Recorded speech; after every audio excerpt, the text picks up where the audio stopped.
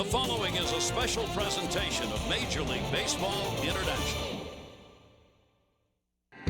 Last night, a masterful Madison Bumgarner became the latest unlikely hero for Bochy's boys. The rookie went 8 shutout innings to silence the biggest state in the union. He went, and that's it. The Giants have shut out Texas 4-0 in Game 4, and now lead 3 games to 1. Now the Giants are so close they can taste it. 2-time Cy Young winner Tim Lincecum is looking to put a period on the end of a magical postseason only a few could have predicted. On the other side of the diamond, Cliff Lee appears in what some say could be his last stand as a Texas Ranger. The reliable lefty needs to be his vintage self and remind the Giants that you don't mess with Texas. San Francisco is only 9 innings away from flying home, known as the 2010 World Series champions.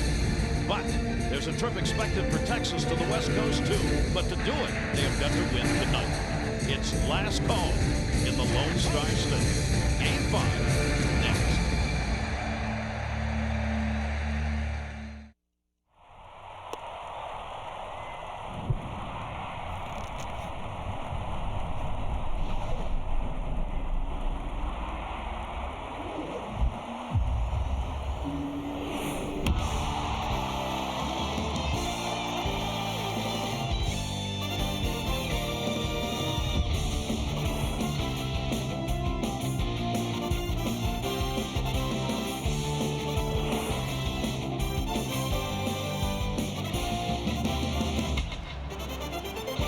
This is going to be the final game of the 2010 baseball season.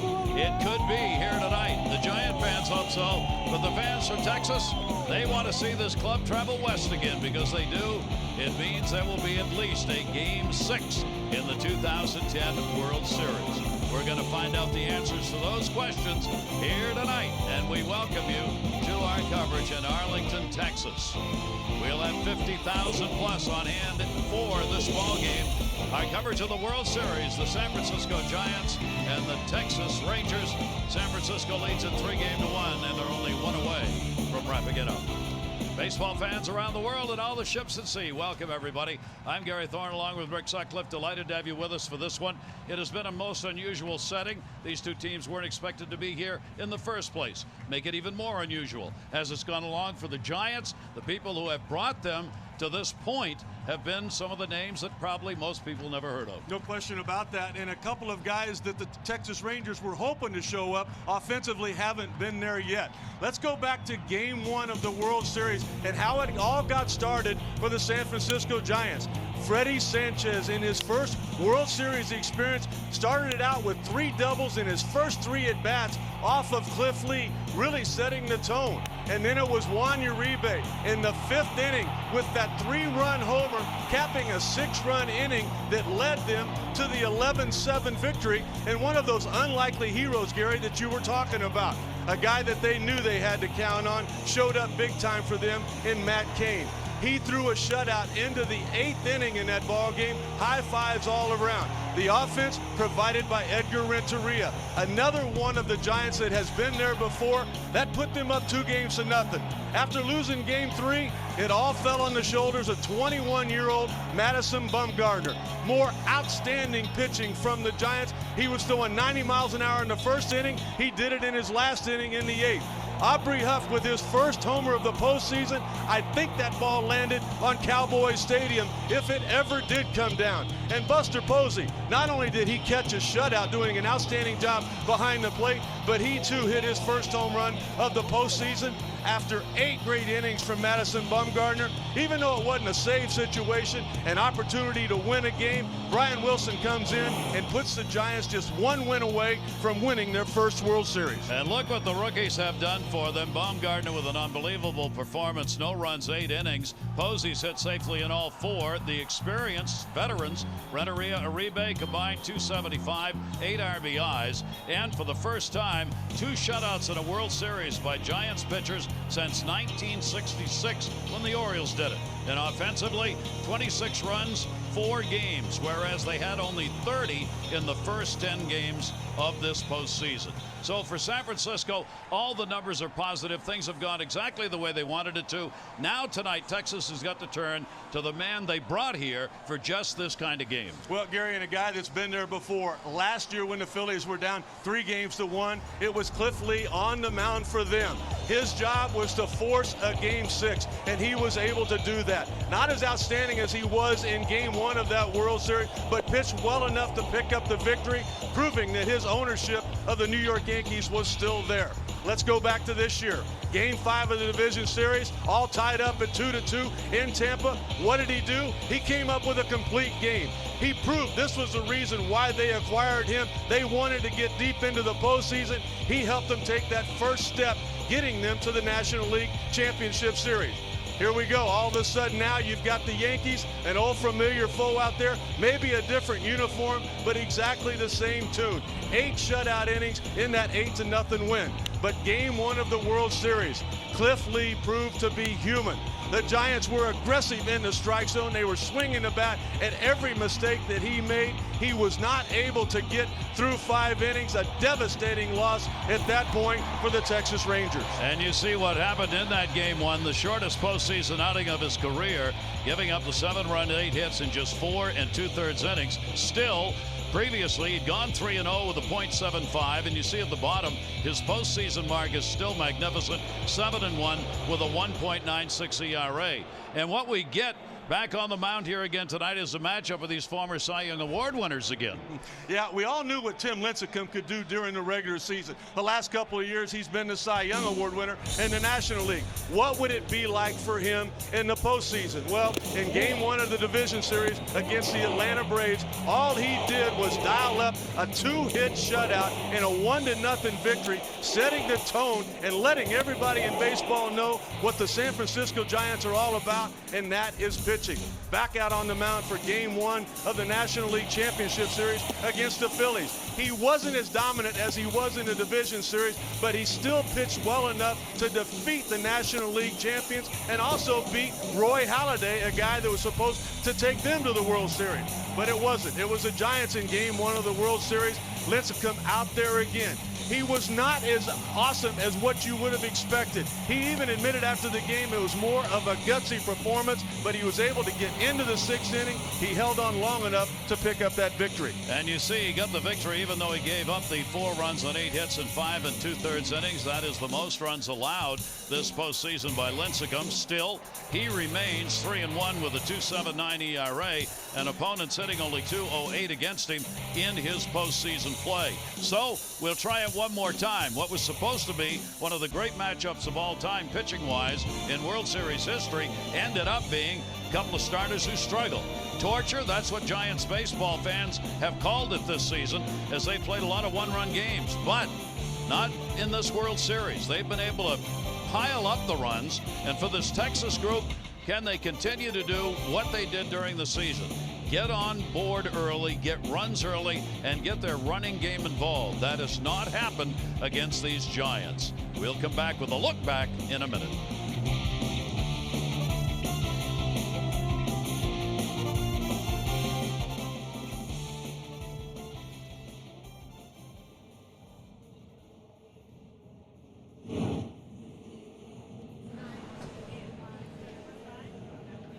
It's just lucky nobody got hurt.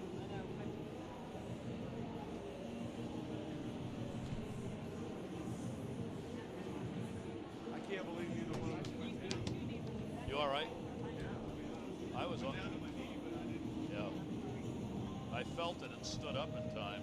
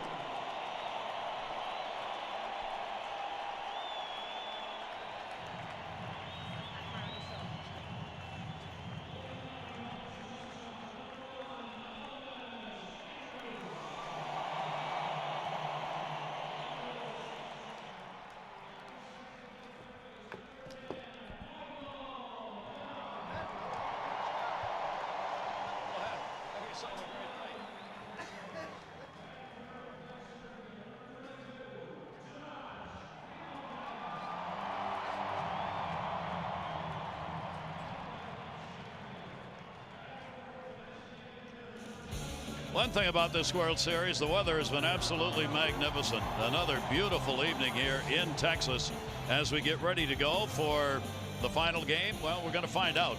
Always in these kinds of situations, when you're on the verge, you get reminded of times when teams were on the verge and didn't get it done. That's what happened in 2002 in the World Series. San Francisco Giants involved in it. Giants were up 5-3 in the 8th inning of the World Series against the Angels. Tim Worrell gave up a home run to Darren Erstad, leading off the inning. Troy Gloss would then double off Rob Nen. That would score 2, and it would give the Angels a 6-5 lead in the ball game. A 5-3 Giant lead had disappeared. It would send it to Game 7. And in Game 7, it would be Troy Percival getting Kenny Lofton to fly out to end the game as the Angels would win the 2002 World Series. Look, that was an entirely different team, different players and all of that. But those kinds of memories within a franchise get repeated over and over again, and current players hear it. For San Francisco, they have won 5 World Series titles.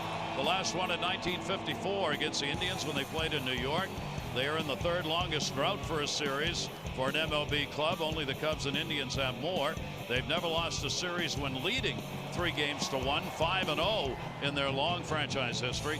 And they have lost the last 3 World Series appearances.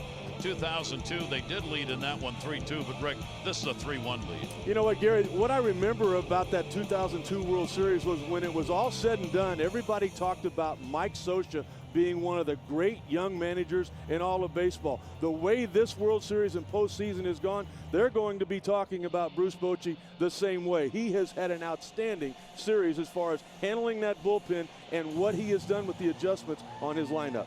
For the 2 games played here in Texas, we have had record crowds, all-time record crowds at each game, and they may have even more here tonight. Chuck Greenberg, who is in charge of the operations of this Texas team, just taking ownership of it after going through bankruptcy proceedings in order to gain that possession, is still positive and wants the fans to remain positive about this ball game and this season. He said today there's going to be a Game 6 and there's going to be a Game 7. Let's all hang in there and keep believing. And he asked of the fans, every piece of emotion that you have, just throw it into this game. You've earned it. Let's enjoy it together. And you've got to have that kind of positive attitude, not only from the front offices, Rick, but more importantly from the guys who will take the field tonight. No question about that. I made a phone call to the general manager of the Rangers, John Daniels, before the game, and I said, tell me what you've seen here. Does Cliff Lee need to come up big? He said, yeah, but that's not the most important thing. We need to get an early lead and take some of the pressure off our big boys and then ride the big dog, talking about Cliff Lee, on to San Francisco tonight.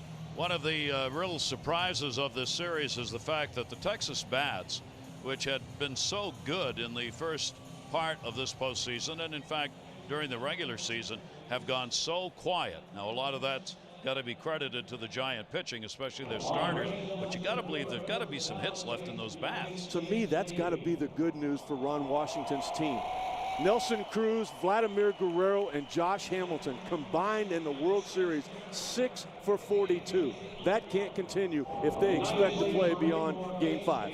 Vladimir Guerrero, we'll talk about it when he comes up, but he's had a huge problem with the strikeout, something that did not occur during the season for any great length of time. They just need to do that tonight, and as all baseball fans and players say, it's like pitching. Good pitching builds on itself within a rotation. Well, good hitting also builds on itself. If one guy can get it started, you start the conga line and everybody kind of joins in. And that's what they're hoping is going to happen here in this game. Country Western star Charley Pride is on hand from Texas. He will be performing the national anthem here tonight, and we will have a flyover for a World Series game, which has become part of the activities of postseason games here over the last decade. Charley Pride, whose hit song Kiss an Angel Good Morning was probably his #1 hit, takes to the field and our national anthem. And now, ladies and gentlemen, country music legend, member of the Country Music Hall of Fame, owner and longtime friend of the Texas Rangers, Charley Pride honors America with the singing of our national anthem.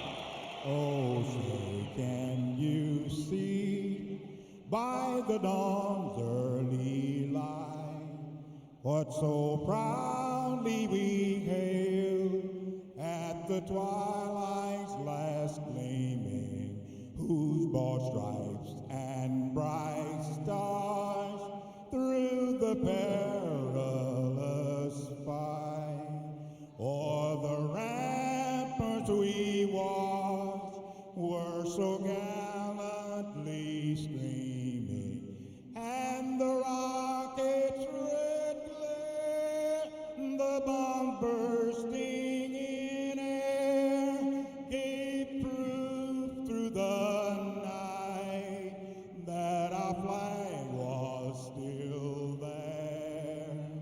Oh, say does that star-spangled banner yet wave o'er the land of the free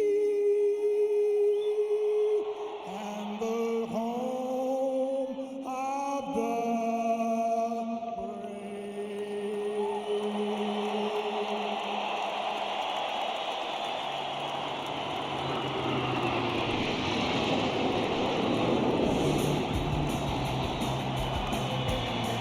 Always a great scene, especially with a beautiful sunset part of it. And for those lucky enough to be here, a night they will not forget, especially the youngsters. And for the Texas fans, they'll especially not forget it if they can come back and get a victory here. We will take a look back at this World Series to this date and what has brought us here for these two teams.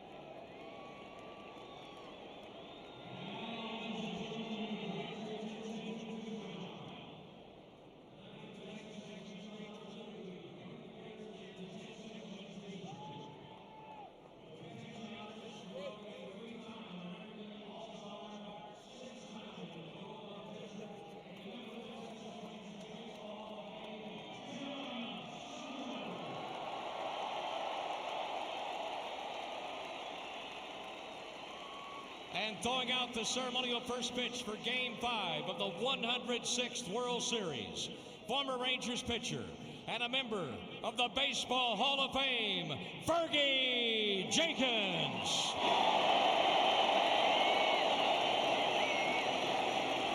When you're ready, Fergie, fire a strike to Jim Sundberg.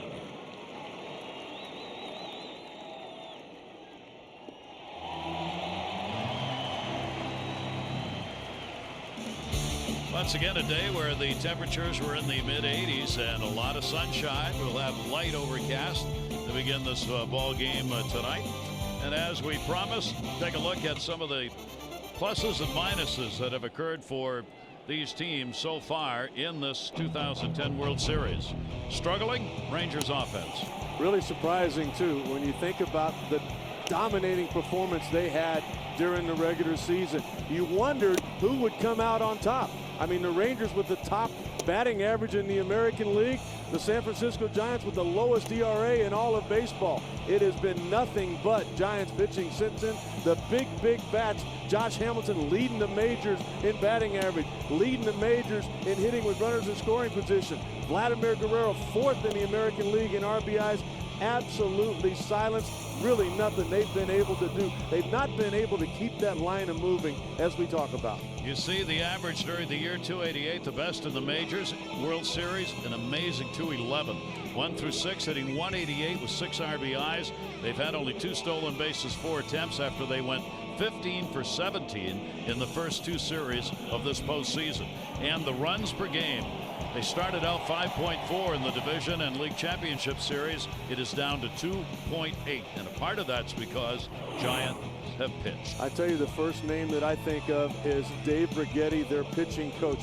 How they were able to shut down the Atlanta Braves and Phillies to get here. Those were 2 of the top 5 run-scoring teams in the National League. And when you think about the starting rotation, all of the big names, the bullpen, Gary, has been even better than the starters.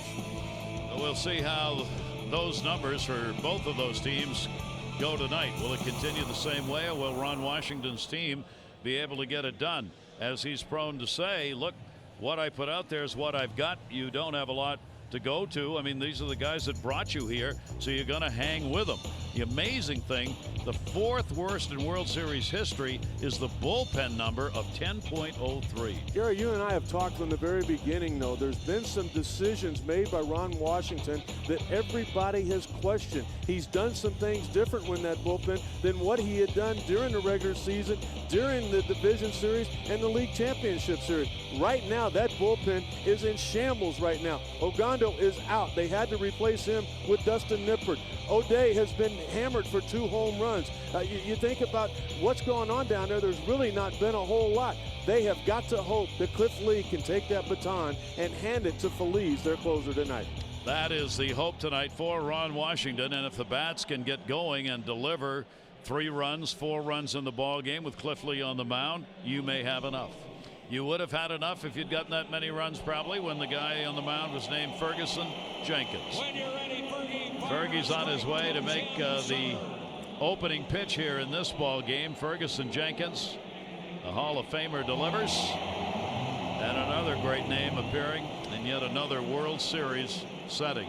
And a much beloved player, Jim Sundberg, the man who caught him, a longtime Ranger catcher. How about that? 7 seasons with 20 or more wins and 267 complete games. That's all you do is laugh. I mean, you're happy to get 5 out of your team during the course of the regular season. That man, he had the ability to finish what he started. Ferguson Jenkins with the official first pitch of the ball game. Sold my boots so I could get here. You know they wanted it bad if they do that in Texas.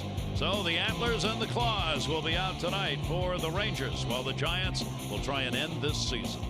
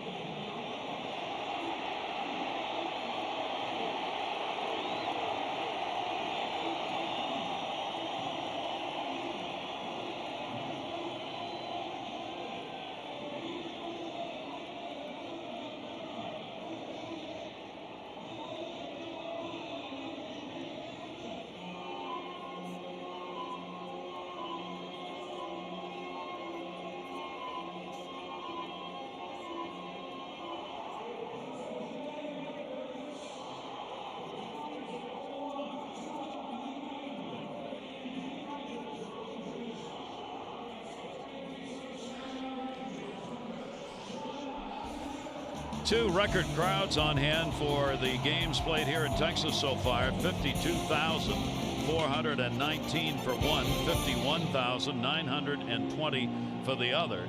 And it's a very tough ticket to get. I mean, some of the prices being reported online are astronomical.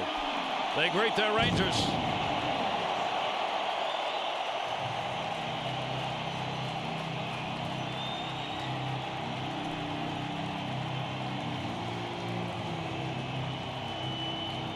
Final time they will get to do this, win or lose. Let's take a look at the starting lineup brought to you by New Era. Fly your own flag. For the Giants, Torres, Sanchez, and Posey, Ross, Uribe, and Huff. Pat Burrell is back in the lineup. Renteria and Aaron Rowan. Kind of a surprise starter in center field in that number 9 spot. I guarantee you one guy that Cliff Lee paid a lot of attention to trying to figure out how to control is the second baseman for the Giants. He was 3 for 5 in his career against Cliff Lee. All 3 of those were doubles. All 3 were in his first 3 at-bats of the World Series. And on the mound, looking to be the stopper and preserve at least a season for one more game, Cliff Lee. Well, during the regular season, he averaged 14 pitches per inning. That was the lowest in all of the major leagues. What happened, though, it wasn't the 5th inning where they scored the 6 runs against him that Ron Washington was talking about. Ron Washington was talking about the 3rd inning where his pitcher should have gotten out of there with 6 pitches. An error was made, a line drive was not caught that should have been, in the opinion of Ron Washington. He ended up with 32 pitches that inning. That was the difference. They need to catch the ball tonight. Let's take a look at the defense that will be behind him, sponsored by Majestic Athletic. If it happens in baseball, it happens in Majestic. Benji Molina, Dorado, Puerto Rico. Mitch Moreland, USA. Ian Kinsler, USA. Michael Young, USA. Elvis Andrew, Venezuela. David Murphy, USA. Josh Hamilton, USA. Nelson Cruz, República Dominicana. If the Giants, Rick, are going to get this done and wrap it up. I was talking with Aubrey Huff, Pat Burrell, Buster Posey before the ball game. They said they have to look away. They have to think about the opposite field against the Texas Rangers starting pitching. They're going to look to be driving that ball into that gap. Torres leads it off, and we are underway, and the pitch will be taken down low. Torres with a 7-game hit streak. He's really made a difference in this lineup. 6 for 18 during the World Series.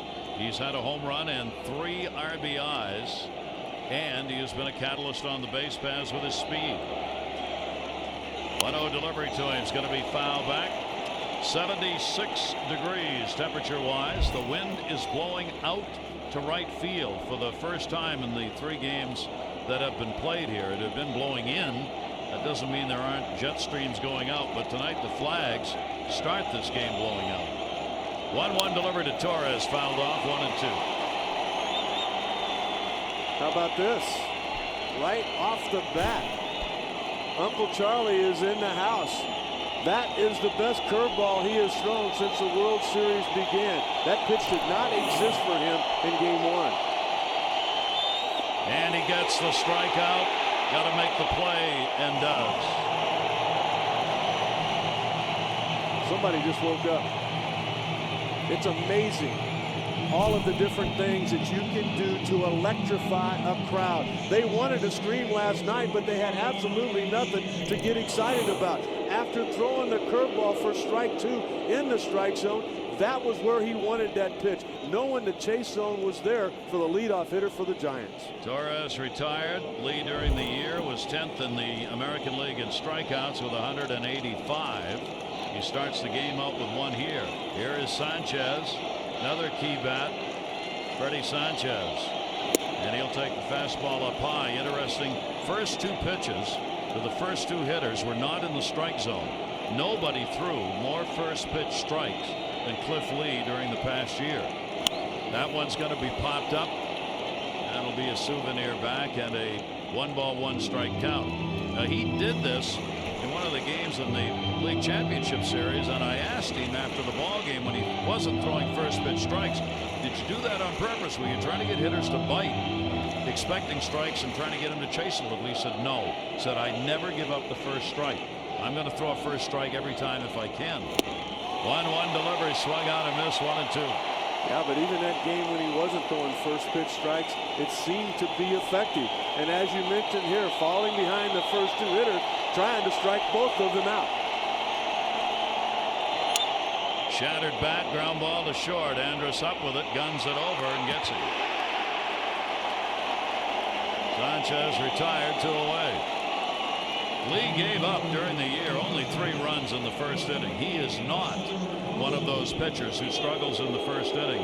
He's a rare commodity in that department. He generally gets through the first in a hurry. And Gary, I think that comes from experience. At 32 years of age, he's made some mistakes in the past. He knows what it takes down there in the bullpen to get ready to control the adrenaline that hits you when you're starting a ball game. Here is Buster Posey, comes in with a 4-game hit streak. 4 for 16 in the World Series. He's going to continue it with a base hit into right field, and there's that other field Rick was talking about. And even on the first pitch, this shows you a lot of respect here for Cliff Lee. Anytime you get 2 quick outs in the first inning, most of the time you're going to take a strike.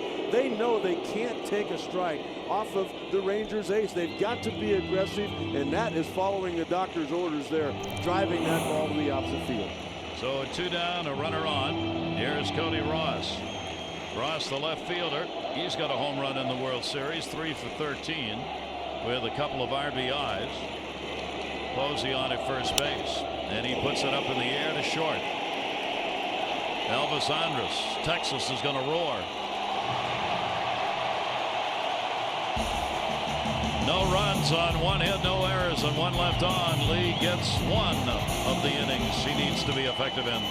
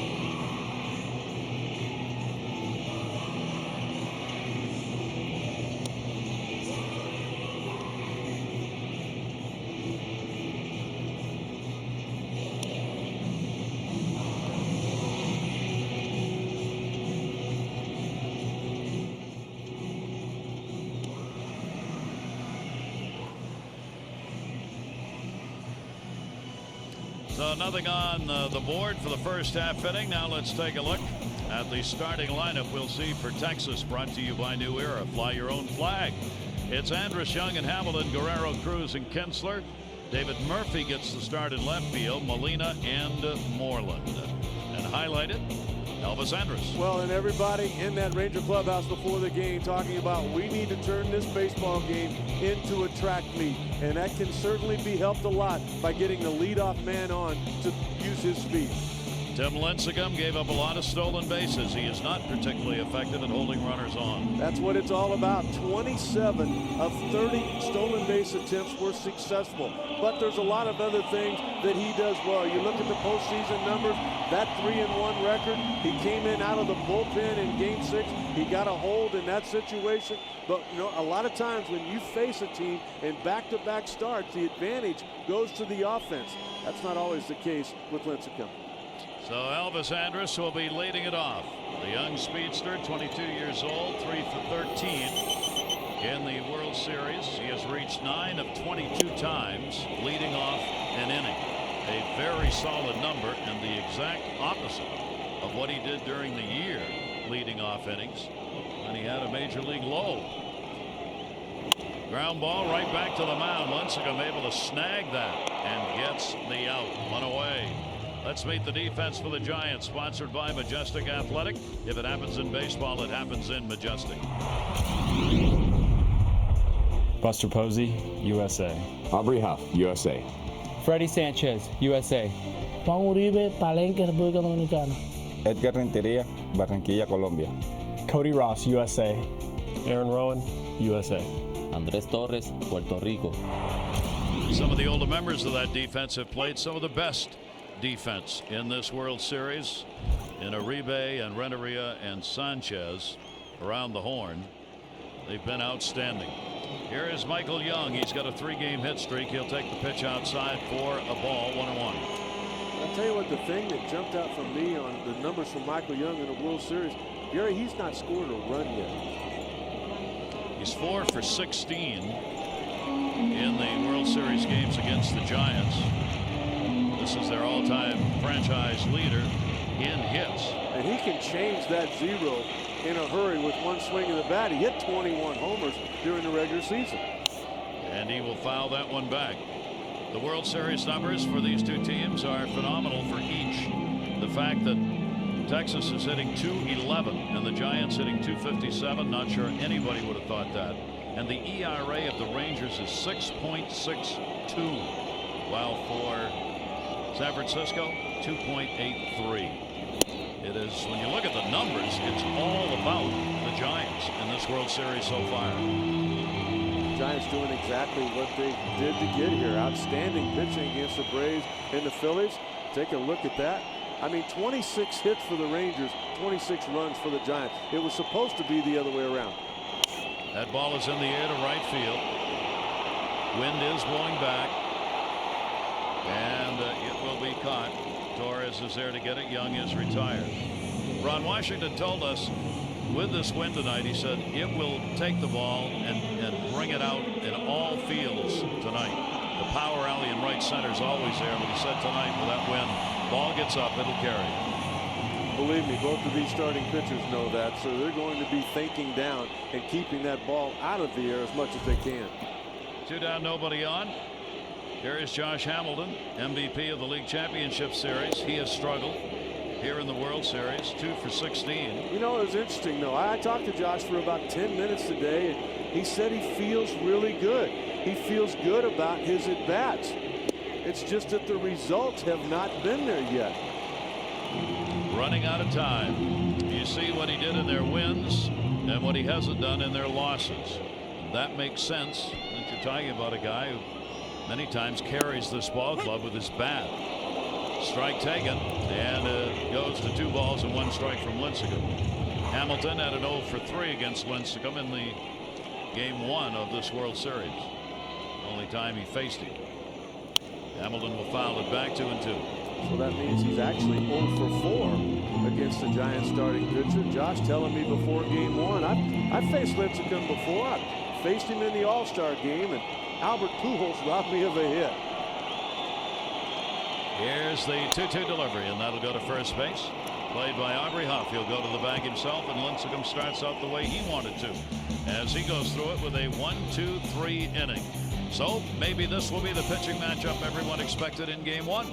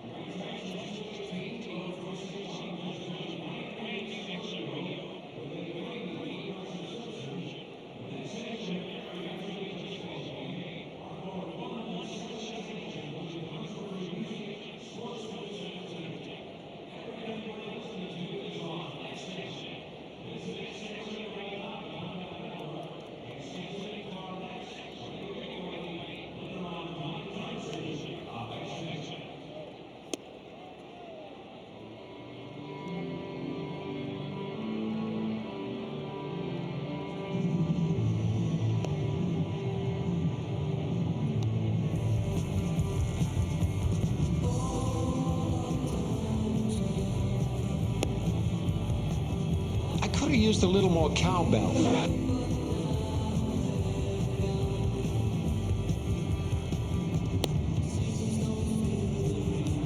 Guess what? I got a fever. And the only prescription is more cowbell.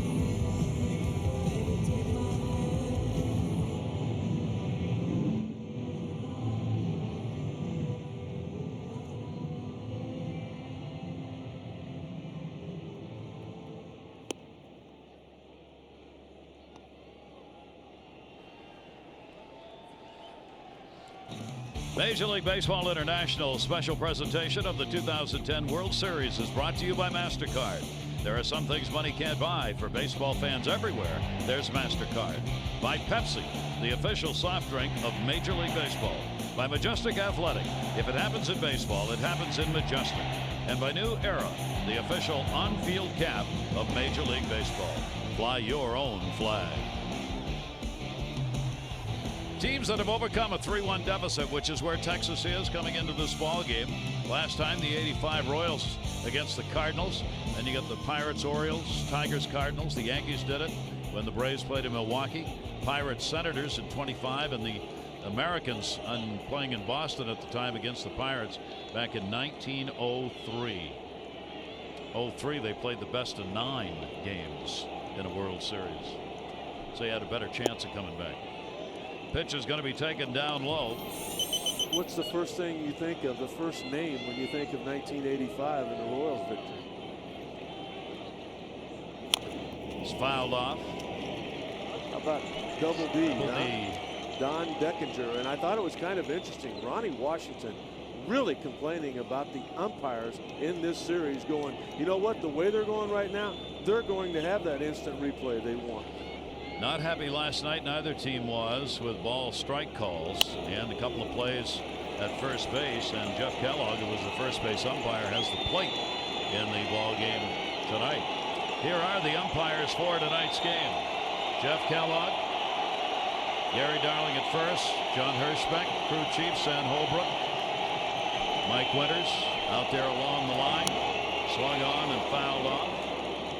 Bill Miller and Winters working the lines. Hirschbeck, the crew chief, at second base. I got to admit, I would like to see instant replay expanded. And how I would like to see it done is to have an umpire sitting up here by us.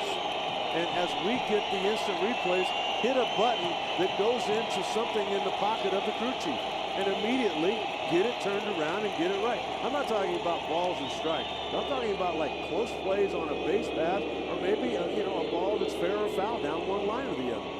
I've been promoting that all year. I told Bud again, do it. 1-2 delivery, foul back. Bud Selig, the commissioner, is carefully reviewing it. His position right now is no. But as Ron Washington said, every time a mistake is made in a big series in the postseason, there's more pressure put on to have some kind of video replay available. I think the umpires are in favor of it. 1-2 delivery, and that's fouled off. One, it gives the umpires more work. It puts an umpire to work for every game during the season. You have a 5-man crew instead of a 4-man. And Gary, we know these umpires. We know a lot of them real well. And they truly try to get it right. And I think right now about Jim Joyce and Armando Galarraga.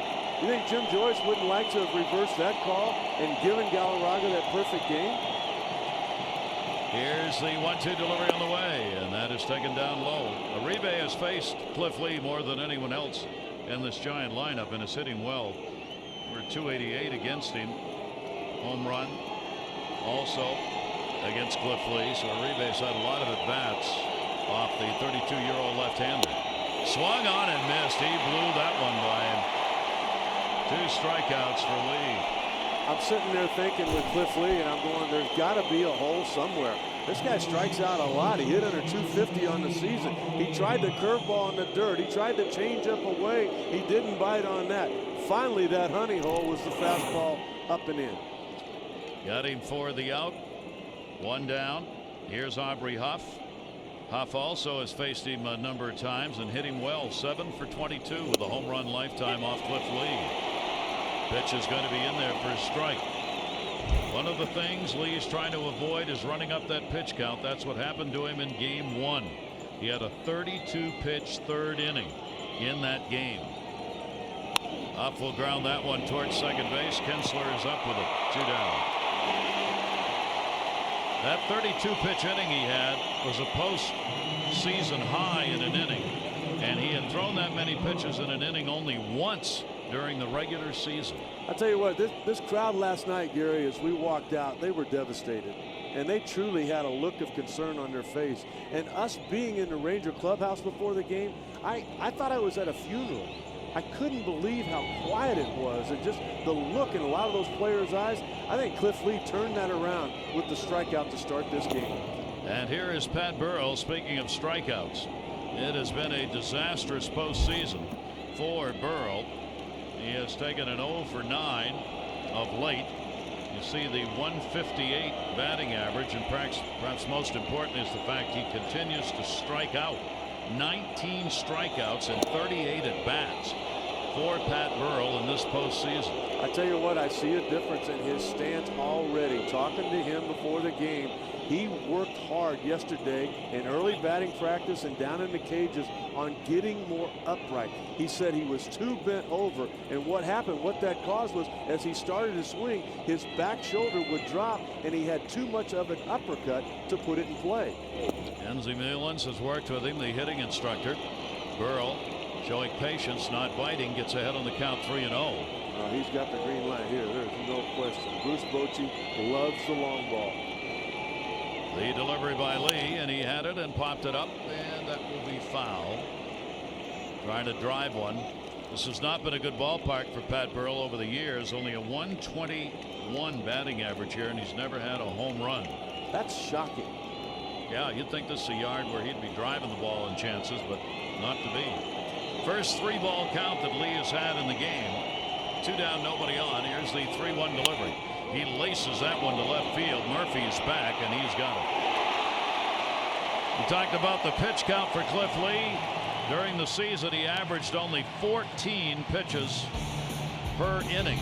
He has thrown only 24 through the first couple of innings of this game, so he's right where he wants to be in that regard.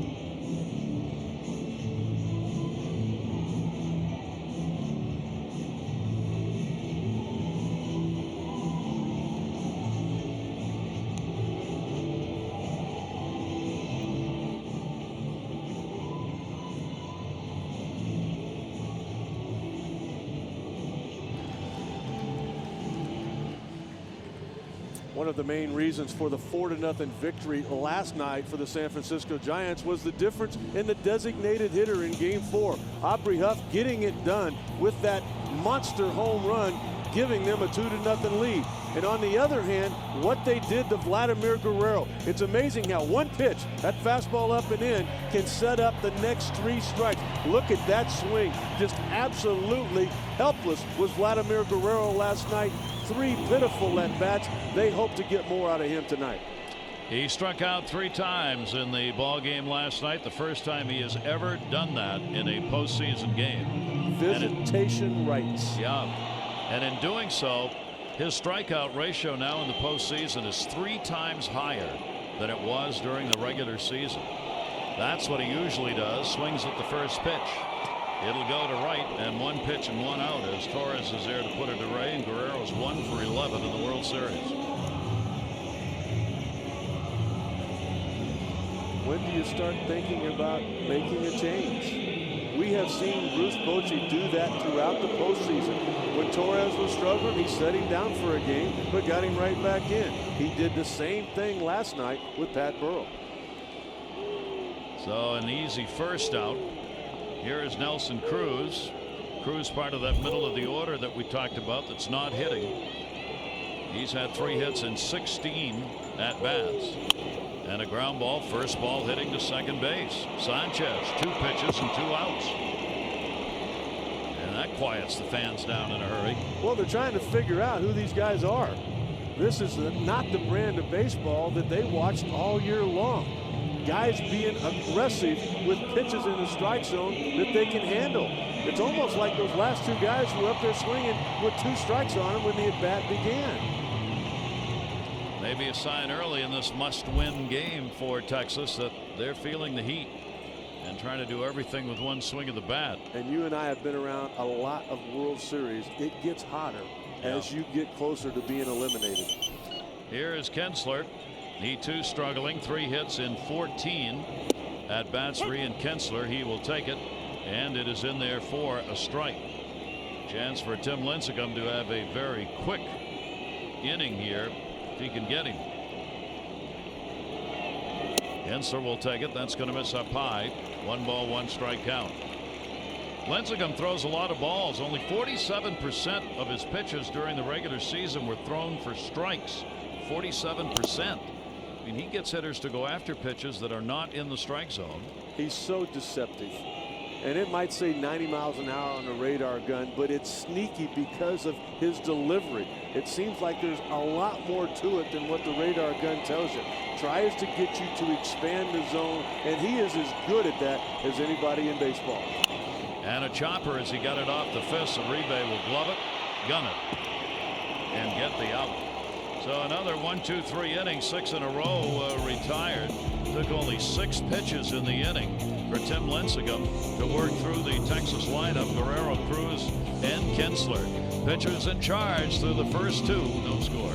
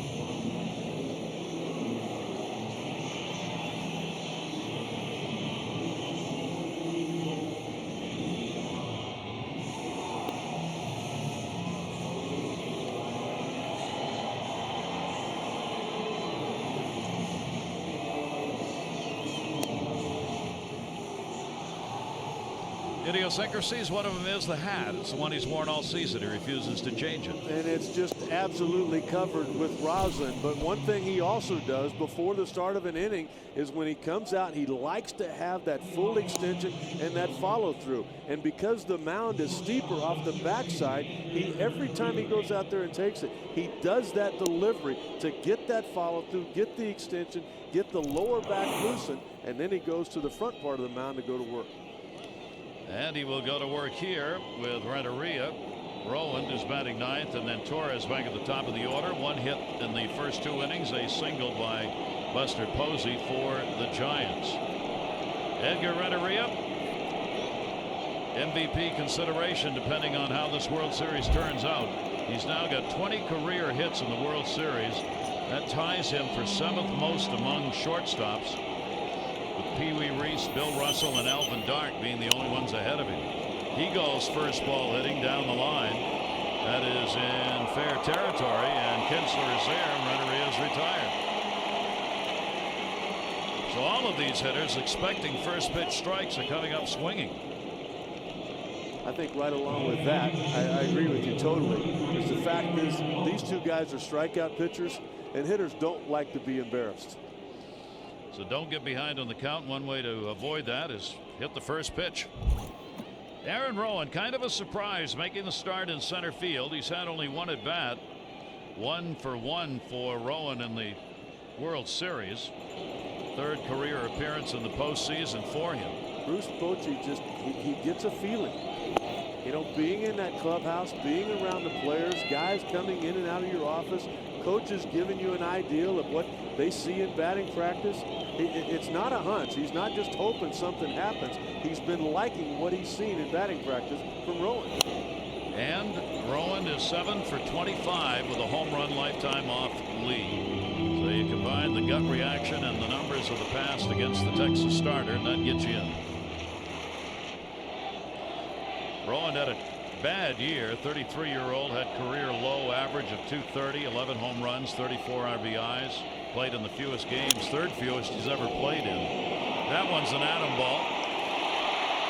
Murphy's there to get it. Rowan retired, and there are 2 down.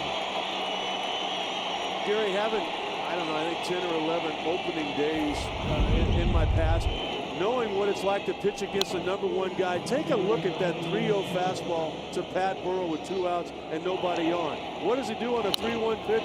He comes right back with another strike. You think, well, you know, he might respect the power of Burrell. He might pitch around him. You can't do that when you're facing another team's #1. You can give up a solo home run, and you're still probably not going to lose. That's going to be a base hit into center field. So Torres is on. He continues his pace. That's 7 hits now and 20 at bats for him in the World Series. 2-out single. Well, just thinking about Tim Lincecum and Cliff Lee on the mound right now. If you give up a crooked number, you're going to have an L by your name in the newspaper the next day. #1 guys are going to beat you if you give up 2 or 3 runs in an inning. But neither one of these guys are worried about giving up a solo home run. That's where their confidence comes from, to pound that strike zone with the first pitch and even a 3-0 and 3-1 pitch. Here's Freddie Sanchez. 5 for 19, 3 RBIs in the World Series for Sanchez. 2 hits on the board. Torres is a threat to go. Giants have not been a running team all year. They have picked up 4 stolen bases and 9 chances in the playoffs. Torres 2 out of 3 for the Giants running. And the pitch is inside for a ball.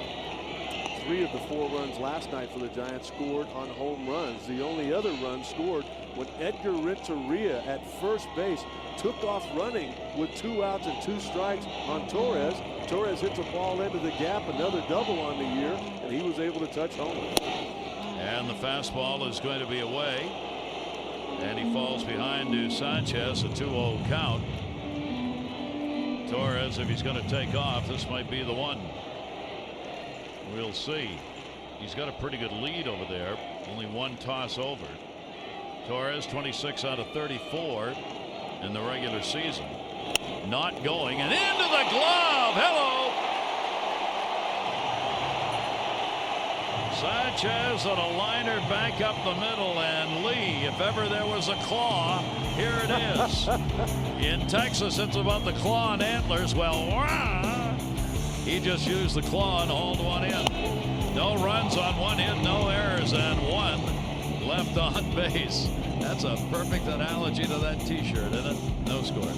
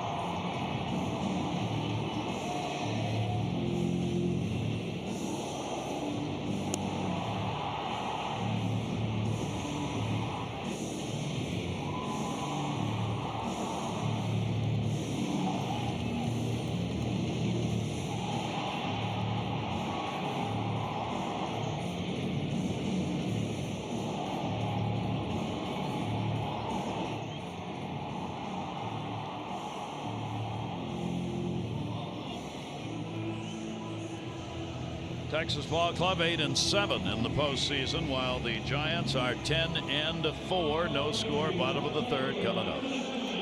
Both of these guys make a lot of things on the mound look really easy. Let's flash back to game one of last year's World Series. Robinson Cano leading off the 8th inning. I think Cliff Lee even surprised himself with the play he made there. A lot like this one here. Fully extended, right back over his head. You know as a pitcher, if that ball gets by you, close to your body, it's going to be in the center fielder's glove before long. How about a little look at a key tonight, Sut? You know, for me, it's all about the M&M boys. We've seen Josh Hamilton, we've seen Cruz, we know that they're struggling, but to me it's about Michael, Murphy, Molina, and Moreland trying to put some runs on the board. Murphy gets the start. He's had only 4 at-bats in this World Series, 1 for 4, and he falls behind on the count immediately. 2 strikes. A lot of strikes being thrown. Lincecum will get him on 3. Lincecum threw only 6 pitches in the last half inning, and only one of those was out of the strike zone. Starts out with 3 strikes here. 1 down, 3rd inning. Remember when I talked about not wanting to get embarrassed? That was an embarrassing at bat for David Murphy. Lincecum number 1 in strikeouts with 231 during the regular season. He led the National League in that department, and he did walk 76. The pitch will be taken for a strike. That was the 17th most walks surrendered by a pitcher. Fans unhappy with the call. So is Molina. Last night there was a lot of complaining by both sides about the strike zone of Mike Winters. To me, Jeff Kellogg is one of the best in baseball.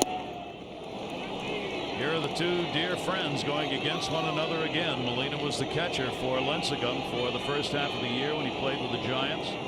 Only Lonnie Smith appeared in another World Series against a teammate he had played with in the same year, and that is swung on and missed. No mercy from Lincecum. A couple of strikeouts in the inning. Visit MLB.com for up-to-the-minute postseason news, including video clips, interviews, stats, schedules, and exclusive stories. This is the place baseball fans worldwide go for everything baseball, including tickets and official playoff gear. MLB.com, where baseball is always on. We love to hear from you. website.mlb.com. Thanks for all who have done that. There's some great stuff there at MLB.com. We know personally. Yes, we do. And great emails. That's going to be foul back. Moreland, number 9 hitter. Again, it's TV questions at website.mlb.com. You don't have to have a question. You can just say hi. We'd love to hear from you.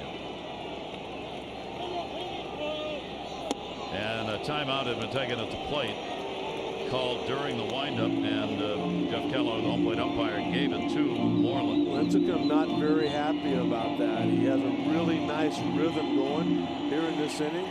Struck out the first 2 guys on 6 pitches. Was trying to do the same here to Moreland. Moreland has been the Cinderella story for Texas, as he has had a tremendous World Series, 5 for 11 with a home run and 3 RBIs.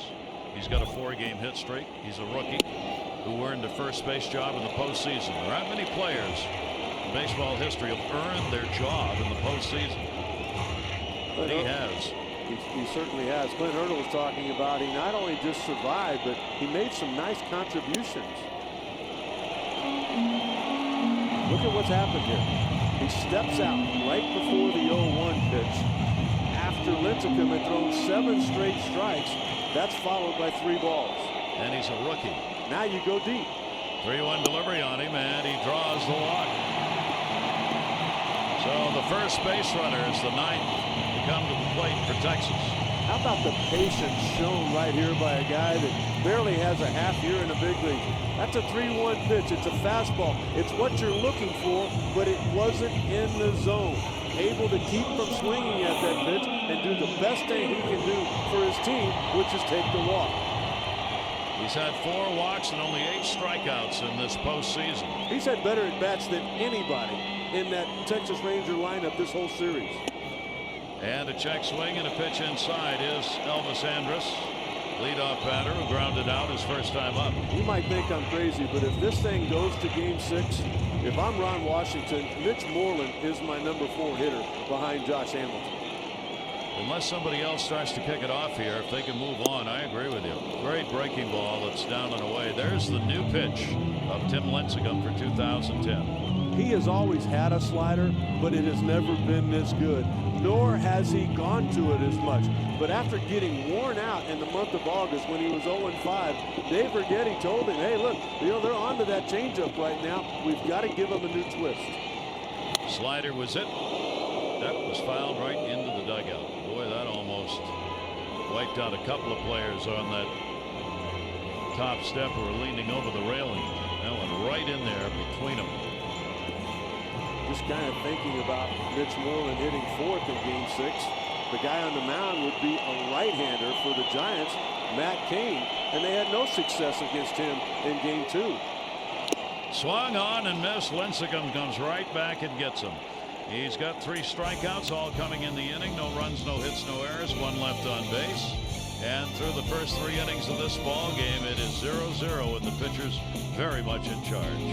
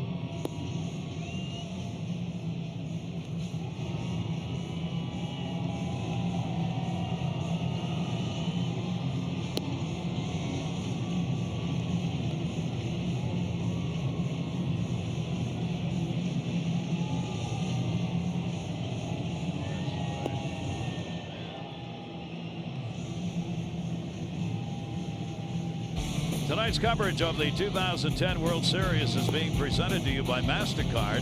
Go to MLB.com/MasterCard and use your MasterCard to receive great offers on MLB postseason gear, auction memorabilia, and chances to win tickets.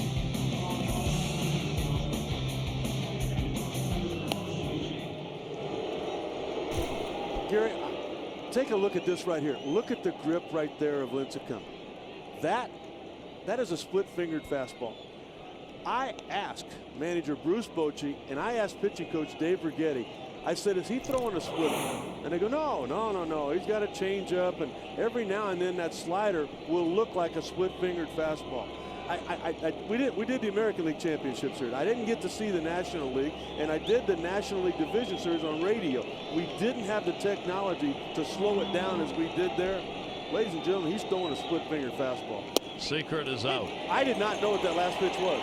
I mean, normally a slider is going to go right to left. Normally a changeup is going to go left to right. That ball just went straight down. And thank goodness the guys were able to slow that down to see that grip and figure out what it was. Here is Buster Posey against Lee through the first three. Giants, no runs, 2 hits, no errors, 2 left. Texas, no runs, no hits, no errors, and only 1 left on base, that via the walk. Lincecum, a walk and 3 strikeouts. Cliff Lee, no walks and 2 strikeouts. Posey will take the pitch. He was fooled by it. It is a strike taken. He had a single, now has a 5-game hit streak. The only hit picked up in the first inning, the other a single in the 3rd inning by Torres. 32-year-old left-hander gets it in, and it is fouled off. We thank you from Austria, Thomas Tomaselli. Wanted to thank us for the season. He's enjoyed watching games over there. Great to hear from you. Thank you. In Austria. And Paul Kemp in England says, why do batters readjust their gloves after every pitch?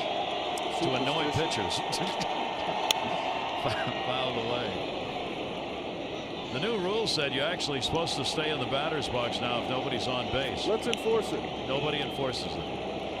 Hitters step out just as you saw there after every pitch, and many of them adjust their hats, bang their cleats. There's a time limit on the pitchers. You've got to deliver the pitch in a certain amount of time.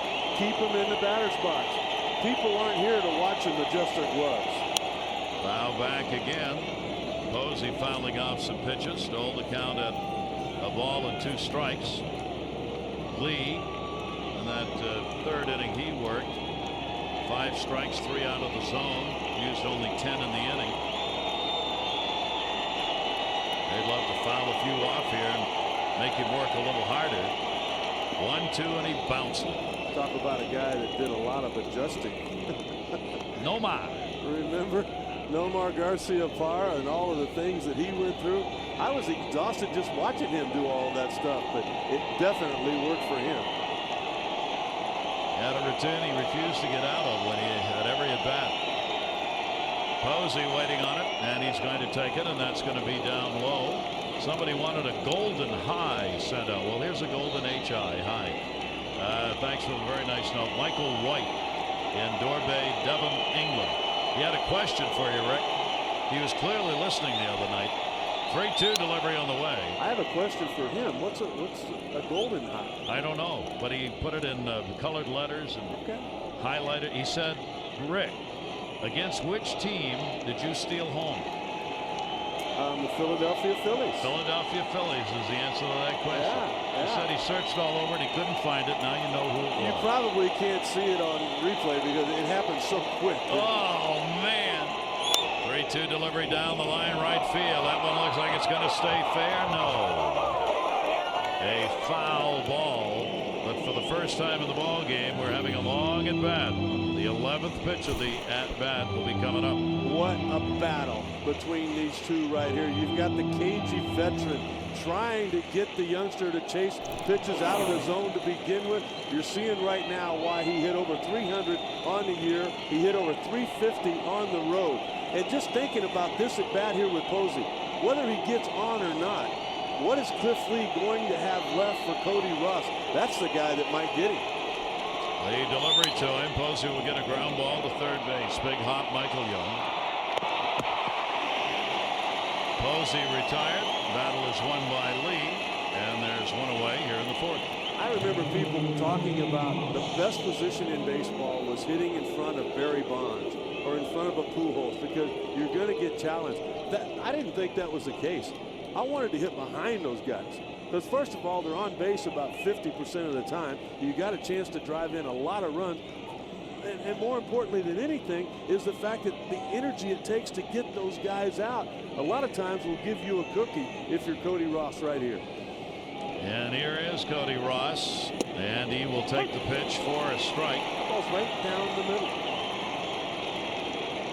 Tell you one thing that happened there with Posey's at bat. He threw more pitches to Posey in that at bat than he did in the first or third inning of the ball game. Total. 0-1 delivery, a strike on the inside corner. I don't know what Cody's looking for. Now, he's had a tremendous postseason. But after working as hard as he did to get Posey out, he's trying to get rid of you as quick as he can. Why not help him out with a big swing on one of those first two fastballs? He is 2 for 6 off Cliff Lee. 0-2 delivery on the way. Cody Ross has had very big hits in the League Championship Game 1. He had a 2-run homer off Roy Halladay. In the Division Series Game 4, he had a home run that broke up a no-hitter at the time by Lowe. And then in the League Championship Series Game 2, he had a home run that broke up a no-hitter by Roy Oswalt at the time. So he's been the guy that's kick-started the offense. Not this time. A nasty pitch that bounced in the dirt. Sometimes I just don't understand hitting. They say hitting a baseball is the toughest thing in all of sports to do. Well, it's really tough when you take 2 fastballs for strike and then swing at that vicious curveball down in the dirt.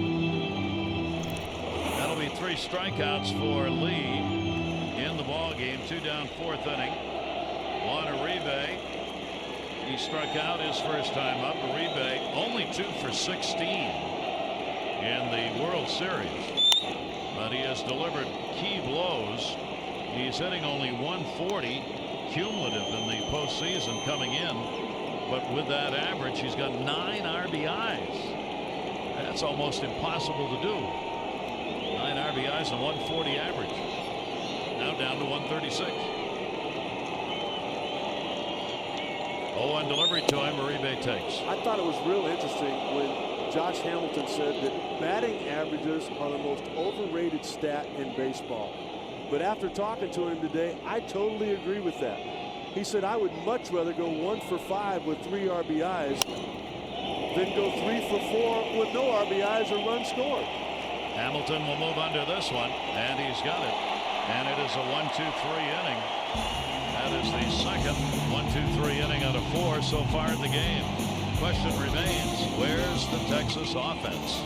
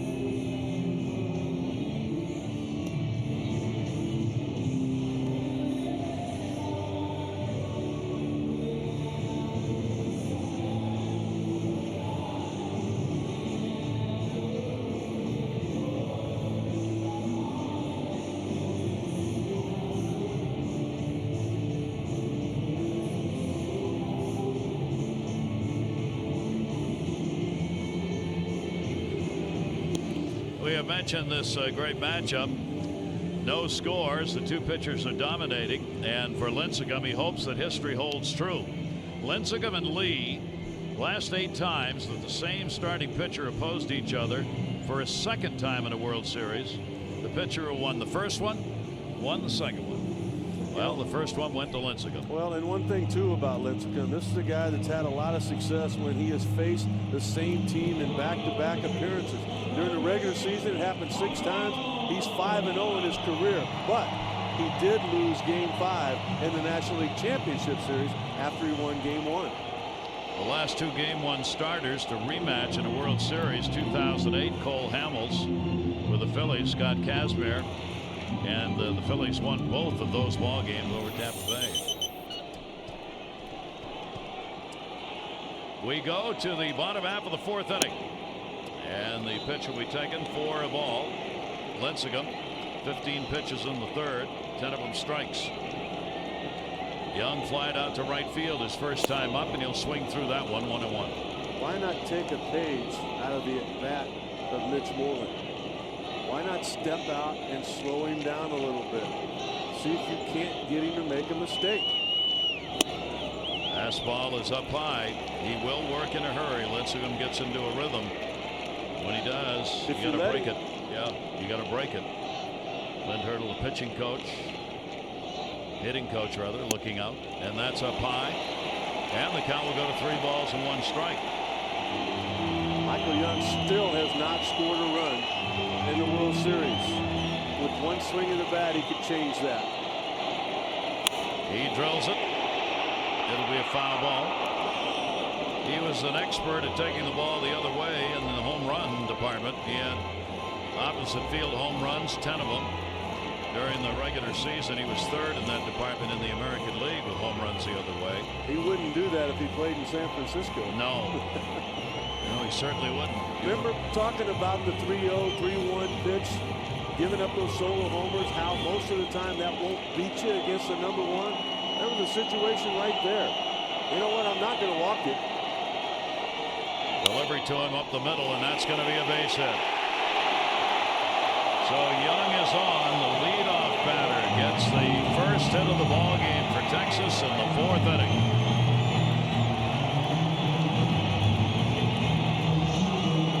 This might be the biggest at bat of the year for Josh Hamilton. This crowd, and in particular that dugout, needs something to believe in. And what Josh has to do is get a pitch in the strike zone that he can handle, not continue to chase pitches that are out of it. Texas has not scored a run in the last 15 innings. They've got a runner on here. Leading off, Hamilton. Then Guerrero and Cruz due up. Hamilton grounded out his first time up. Short lead at first base for Young. Lincecum at him and fouls it off.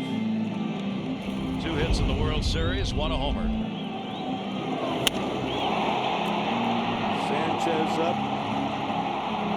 No question about that. And Jonathan Sanchez with the lowest opponent's batting average in all of baseball this past year.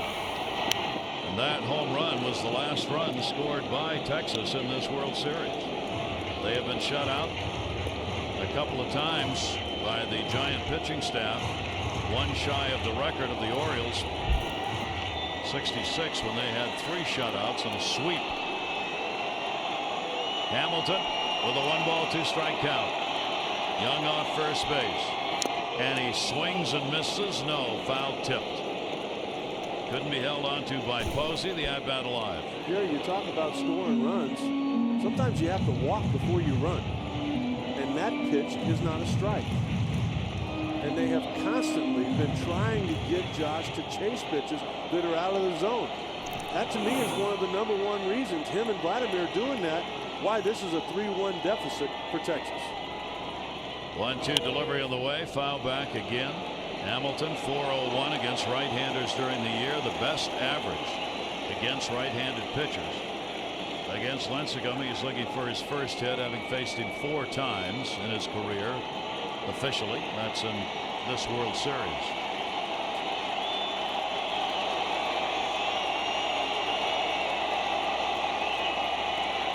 1-2 delivery. Down the line. Headed to the seats. Another foul ball. Or if you just had in your mind that you were going to look fastball, you were going to think fastball to begin with, you could hit that pitch a long ways. But having to respect the fact that this is as good a changeup and split-fingered fastball as there is in baseball, that's why you so many times get caught in between with Lincecum. And swung on and missed, and was he ever caught in between on that one? 4th strikeout of the game for Lincecum. They don't know it yet. They do not know that he's throwing a split-fingered fastball.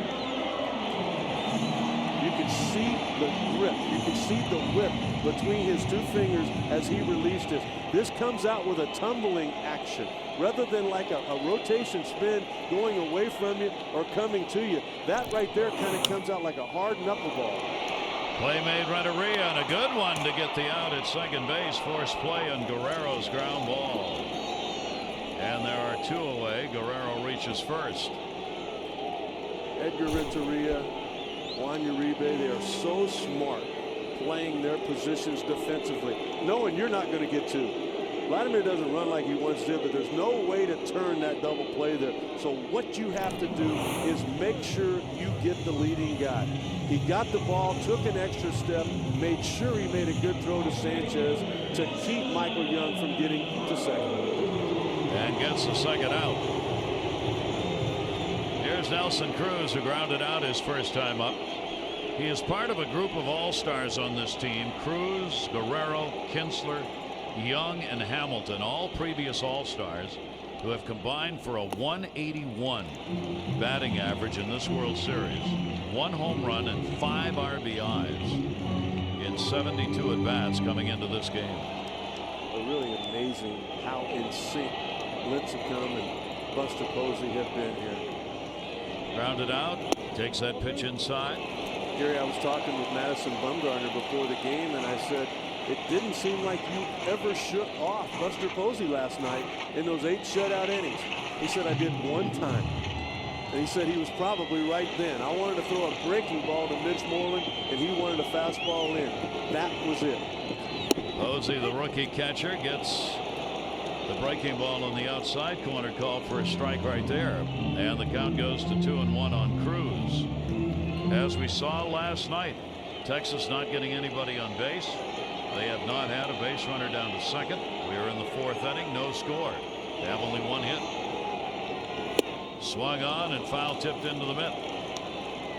Texas picked up only 3 hits in the ball game last night. That is the fewest hits in a World Series game since '06 for a ball club. I mean, even in the World Series, generally, you get a half dozen hits in a ball game. Swung on and got him. So Lincecum, 5 strikeouts, and despite a leadoff single, Texas can do nothing with it. No runs, 1 hit, no errors, and 1 left on base. This is a must-win game for the Rangers. If the Giants win it, the championship is theirs.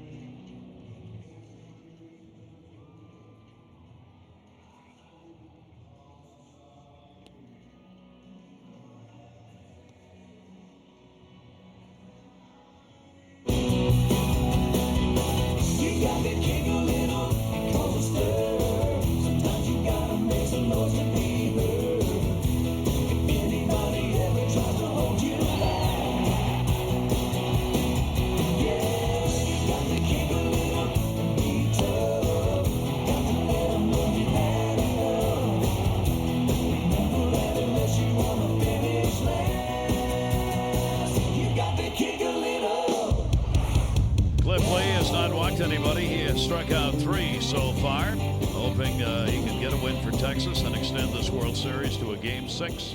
No score to the 5th we go. I had a lot of people asking me before the game how much money this game is worth to Cliff Lee.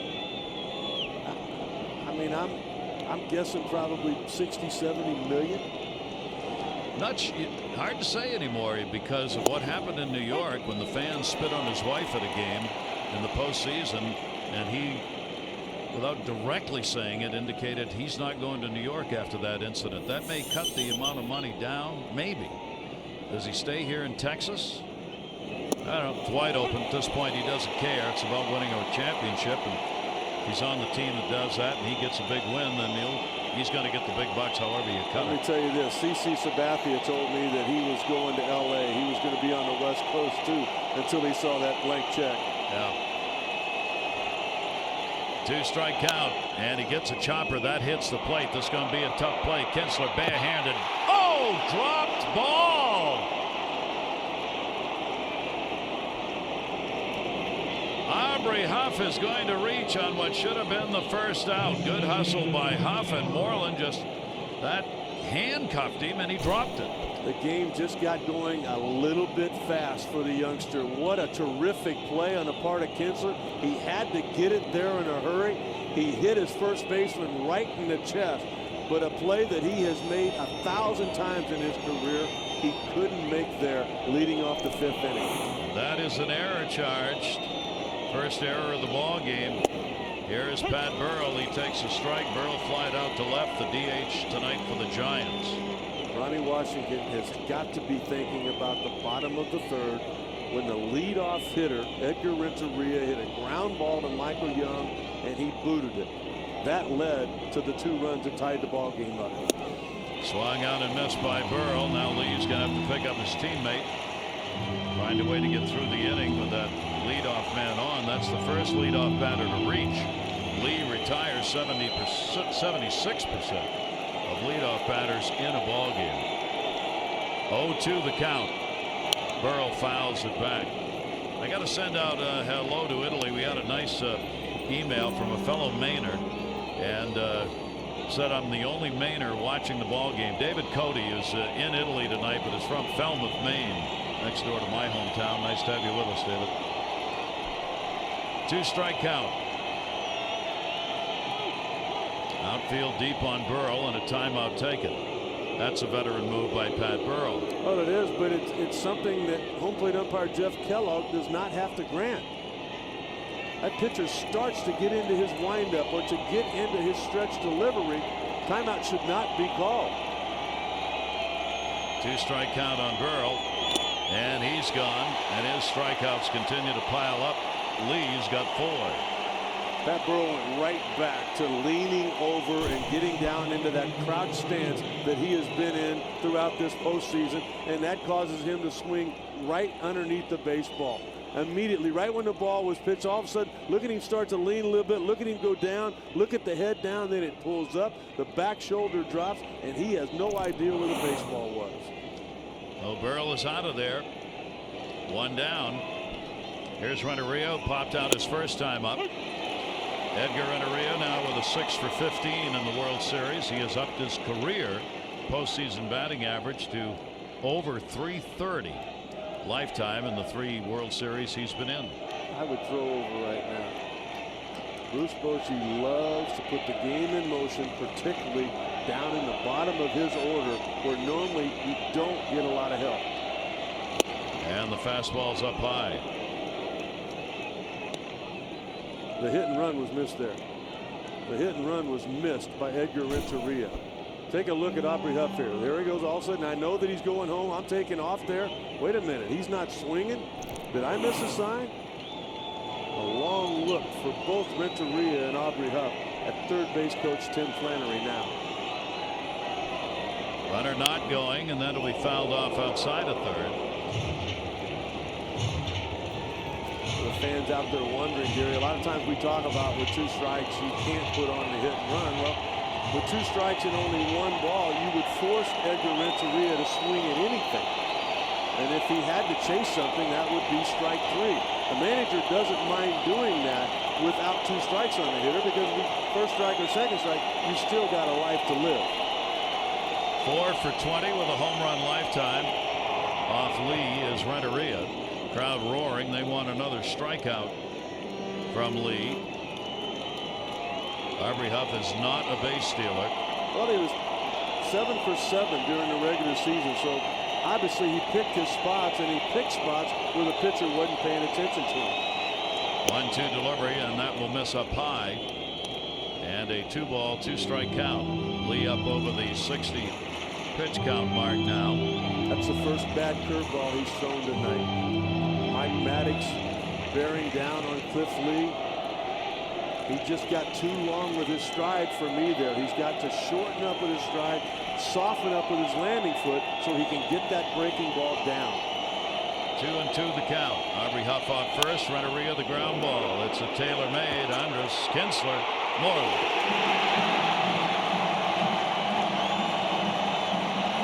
This time the error does not come back to hurt the Rangers. No runs, no hits, 1 error, and nobody left on base. It's the Giants who have been turning the double plays in this World Series. Texas gets a chance there, and Cliff Lee continues to hold the Giants down, but Texas has a 0-2.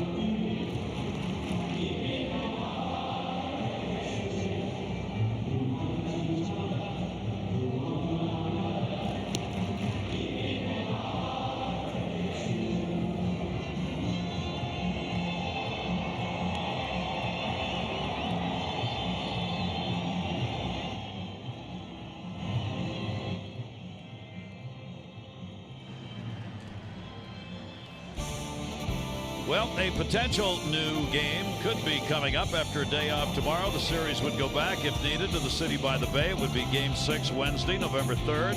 Chance to see the Giants be crowned the 2010 Series champions.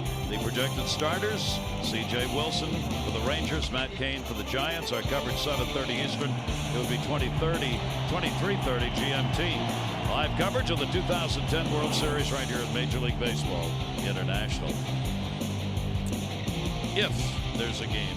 Somebody forgot to put the ERA down for Matt Cain. No? No, they didn't, did they?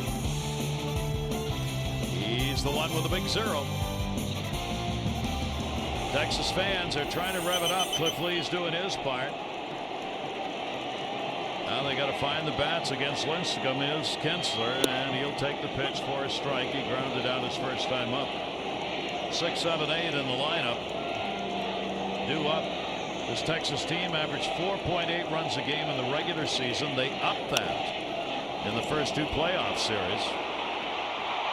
Kinsler retired, but here in the World Series, they've dropped from 5.4 runs a game in the Division Series and LCS to 2.8 runs a game in the World Series. For me, it's been all about great pitching.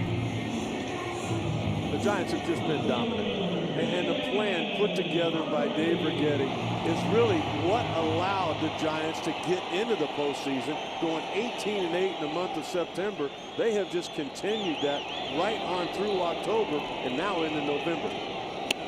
And the pitch is taken for a strike. Well, so far, here is the matchup that we thought we would see in Game 1 between these two former Cy Young Award winners. Lee and Lincecum are both on in this game tonight. Foul back, and it'll be a 2-strike count. Gary, thinking about what the Giants did in September with that ERA as a staff of 1.78, that's like back in the 60s with Koufax and Drysdale. Boy, they got to step out here, Rick. I mean, Lincecum's just getting the ball, throwing it back in there, swinging, and they're done. We've been talking about that throughout the game. The only success they had was by Mitch Moreland. Here's another split-fingered fastball, pounding away, getting another Ranger hitter to chase. He's got 6 strikeouts and only 1 walk in the ball game, and has surrendered only 1 single. Nobody's reached second base in the game. Here's Bengie Molina, and he'll go after the first pitch. Murphy has had his second straight tough at bat. Murphy has seen only 6 pitches in 2 at bats and has struck out both times. Molina, strikeout victim, his first time up. He waves at 2 pitches. He caught Lincecum. I wonder, you would think if anybody's going to pick up, he's throwing a splitter, it would be Molina. Yeah, those last 2 pitches to me, though, are sliders because of the movement away from the right-handed hitter. And that one right back to the mound. Lincecum's making this look way too easy at the moment. He does that a lot. Wow. He retires the side. 1, 2, 3. He has done that already 3 times in the ball game, and it took only 8 pitches in the inning to do it.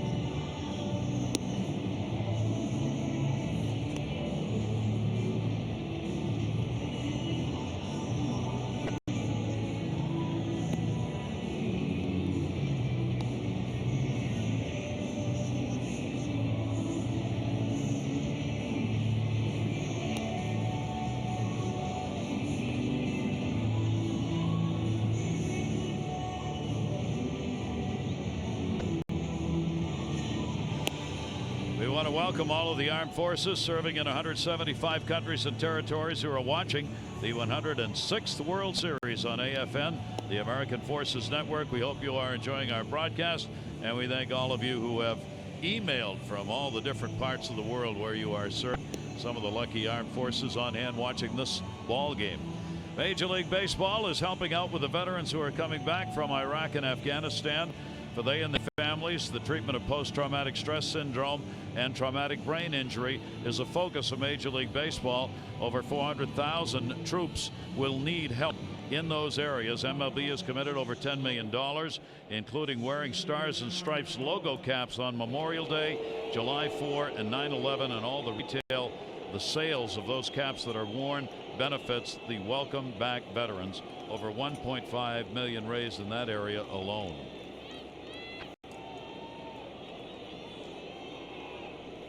All about pitching tonight, as we expected it would be. Both of these guys not disappointing anyone.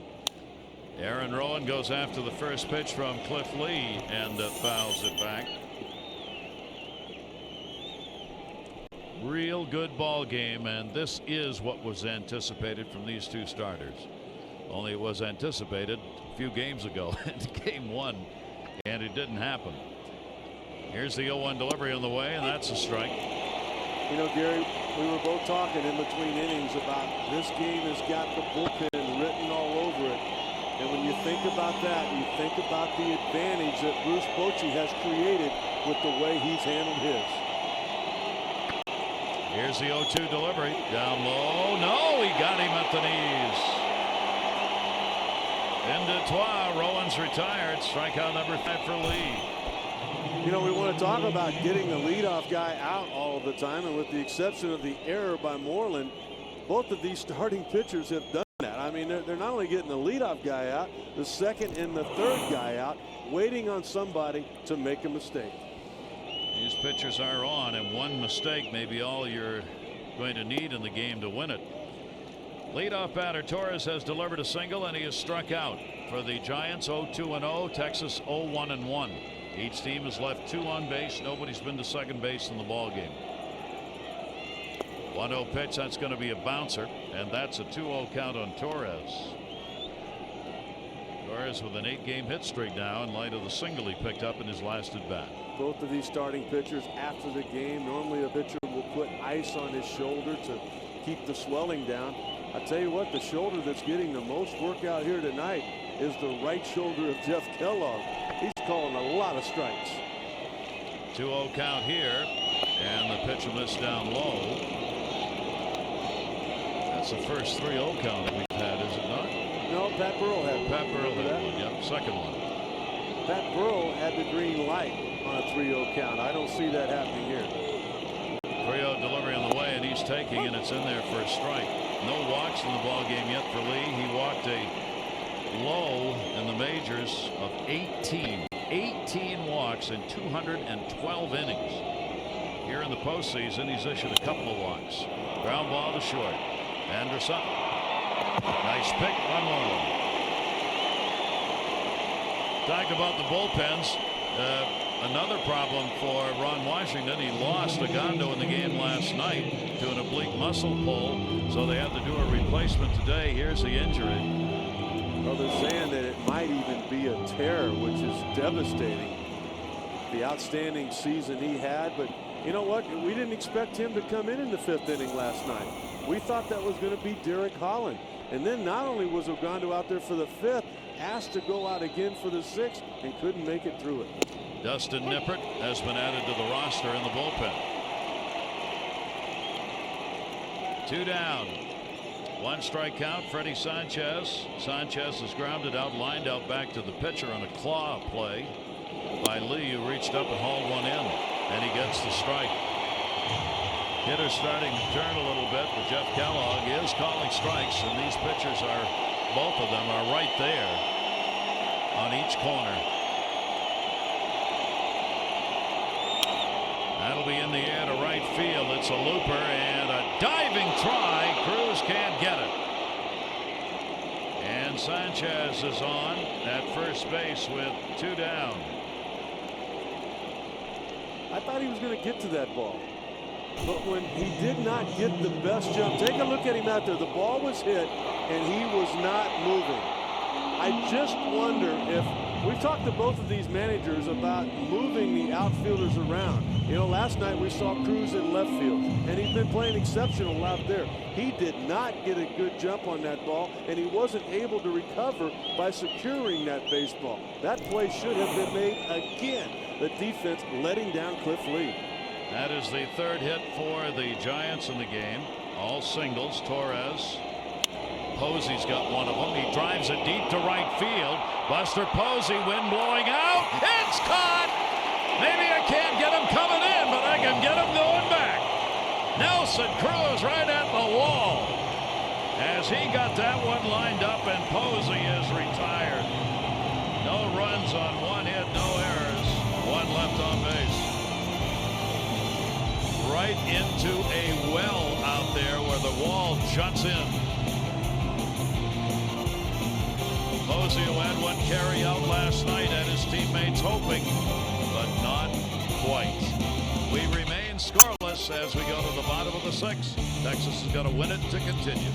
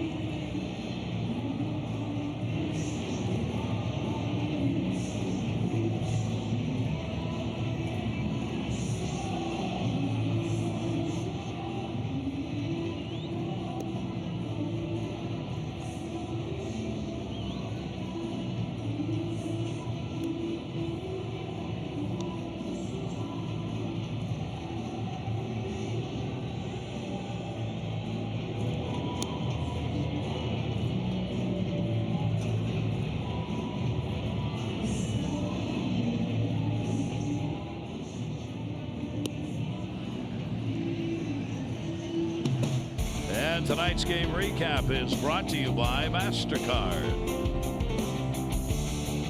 Not a whole lot to recap, is there? Zip, zip. Look at the Rangers batters. I mean, that's really been the story of this series, the top of the order. That is where most of their offense has come from. That's what carried them to winning the American League West by 9 games, 90 victories on the year. That's what's holding them back right now. Bottom of the 6th inning, Tim Lincecum, a walk and 6 strikeouts. Cliff Lee, no walks and 5 strikeouts. Mitch Moreland will lead it off. He drew a walk, the only one surrendered. That came back in the 3rd inning. And the pitch is the ball to start him out here. Elvis Andrus and Michael Young to follow for the Rangers, who continue this drought. The inability to score runs, 17 innings now without a run in this World Series. Something that a starting pitcher does to really pick a player up. Look at that. Look at what Cliff Lee does after the error was made by the rookie. Look at that. Hey, nobody hurt. Look at that. Getting him to smile, getting him to feel better about himself. Towards the middle, and Moreland does it again. Mitch Moreland gets a single to lead it off. You know, Gary, just kind of thinking back to something Colby Lewis did. Josh Hamilton was struggling, and he made a routine play back in Game 3. But Colby Lewis didn't look at it as routine. He waited on his center fielder to get in, and when he came in, look at him. That a boy, look at that. All of a sudden, Josh Hamilton feeling good about himself. What's he do? His very next at bat, he goes deep. What happened there? Cliff Lee returned the favor to Mitch Moreland. Mitch Moreland's on base again. They will play for the bunt. Elvis Andrus up, runner going. It was a hit and run instead. Rowan in center field puts it away, so Ron Washington goes hit and run rather than trying to move the runner up with a bunt.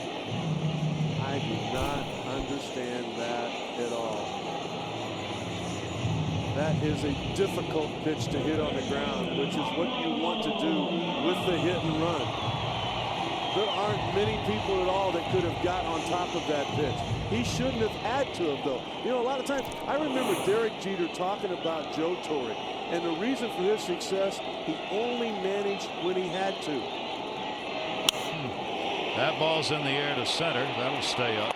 Rowan's got another one, and here goes Lincecum again. Young retired. You know something? When Michael Young went over there, not Michael Young, Elvis Andrus, when he went back to the dugout, he was staring with a sharp eye towards first base, as though Moreland running had bothered his at bat.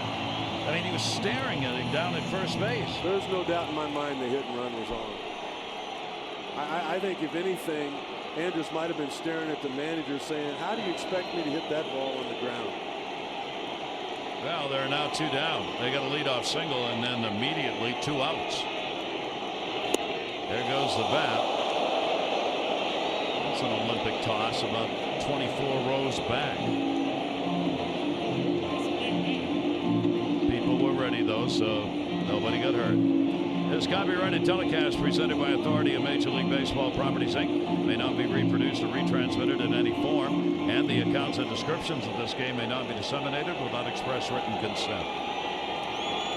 Hamilton has gone 0 for 2, 2 for 18 in the series.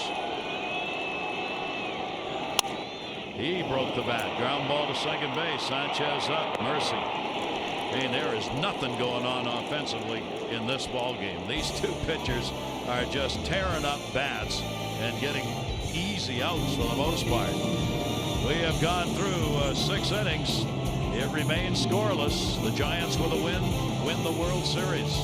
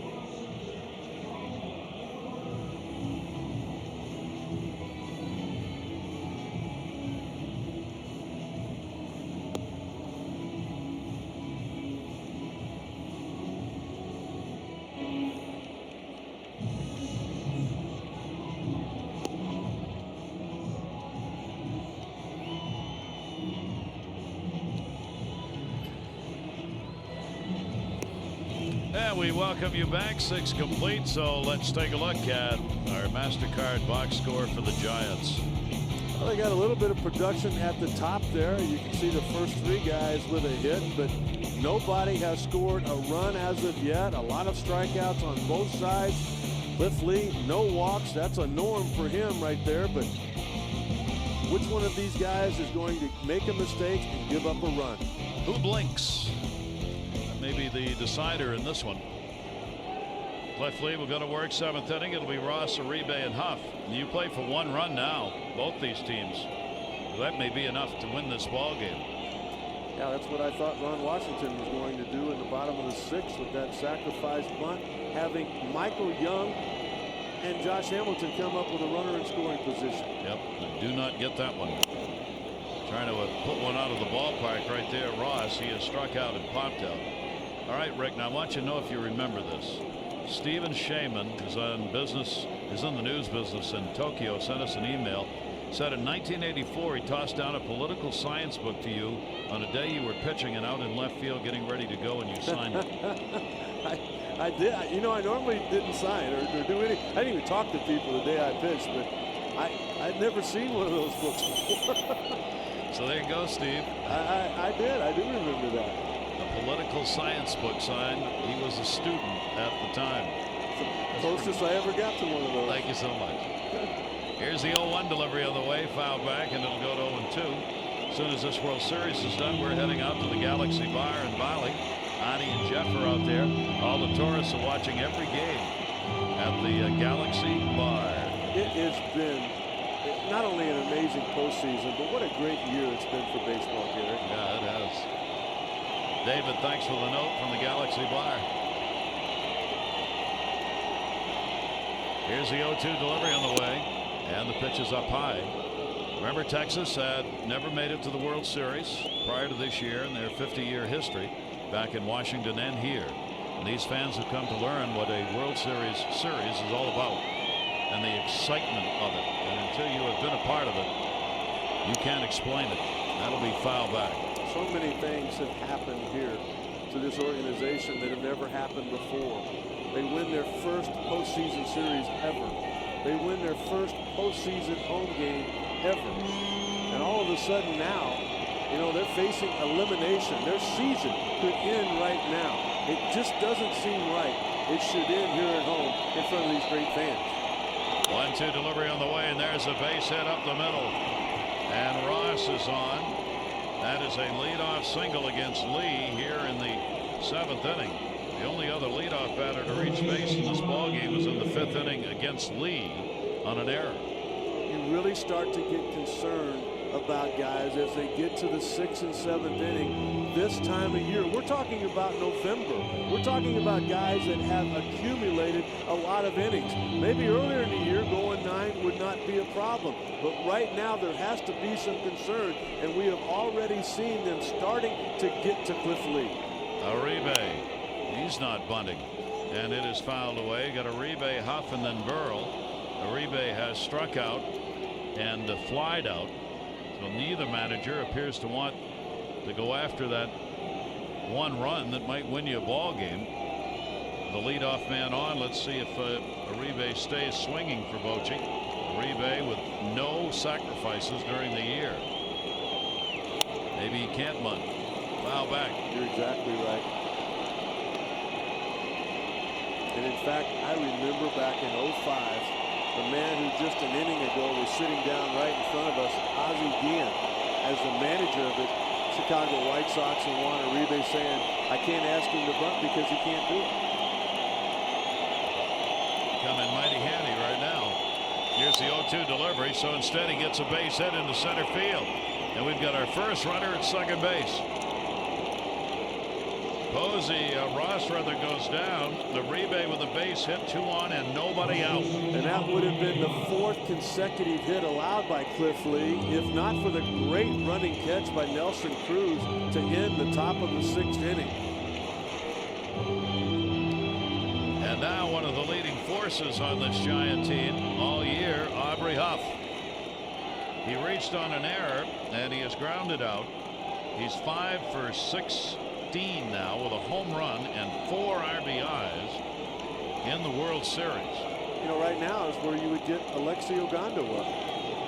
You know what? He's not down there in that bullpen anymore. There's no activity because there's really no other choice for Texas right now. He does bunt down to first. This is a really good bunt.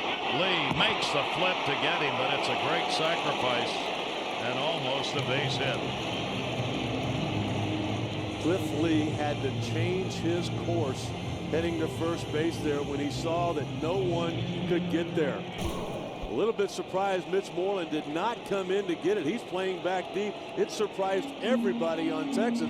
And Cliff Lee, just knowing he was the only guy that could get to that ball. Also knowing that this grass this year is higher than it's ever been. That ball's going to eventually stop. Look at him change. Instead of going to first base, he went and got it, picked it up with his bare hand, and was able to pick up the first out. That is the first sacrifice of the year for Aubrey Huff. Now the infield is drawn in. Here's the chance for the Giants to get the lead, and here's Pat Burrell, the DH. Bruce Bochy made the move yesterday, giving his left fielder the first off day of the postseason. He didn't like what he saw. He said his timing was off a bit.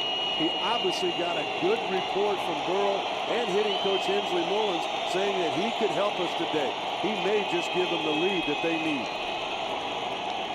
One down and timeout taken. How about this? We'll see how this plays out. Aubrey Huff has never had a sacrifice in his major league career until that one. And he's put 2 runners in scoring position. And that's going to go down the line and foul. Tell you what, he may think about bunting more often. That was a terrific placed bunt. Almost got a base hit out of it. Wouldn't that be a story? The Giants are able to use that bunt and get the runs here and win a championship set up by Huff's first ever sacrifice bunt. Burrell has flied out, struck out. A strikeout needed right here by Cliff Lee. And the curveball's gotten away from him. If you're the Giants right now, you just forget about that pitch. As Clint Hurdle said during the Yankee series, spit on spin. Don't even offer it that pitch. 3 out of the last 4 have been well up and out of the zone. Look for something with some velocity on it that you can put in the air. Ross is the lead runner at third. Uribe at second. Set up by 2 singles and a sacrifice in the inning. I would imagine the contact play is on, even with a ground ball hit at somebody. Cliff Lee, he's frustrated. He's got to be a little upset here at these timeouts that Kellogg's giving to Burrell. You know, the only thing I'll give credit to Jeff for is that he's doing it for both sides.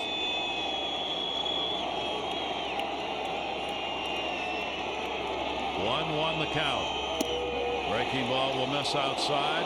Goes to 2-1. Pat Burrell in this postseason has gone 1 for 5 with runners in scoring position. I would imagine Bruce Bochy has got contact on, meaning if the ball is hit on the ground at anybody, you send the runner from third. The worst case scenario, if he gets thrown out, you'll still have first and third rather than the second and third that you have now. Take the chance that somebody would bobble the ball, maybe make a bad throw, or maybe you can beat the throw to home plate. Molina will go out to talk to Lee.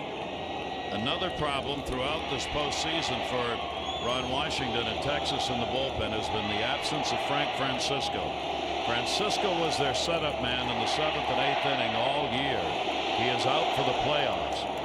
O'Day, who kind of took his place, has thrown 62 innings, a career high.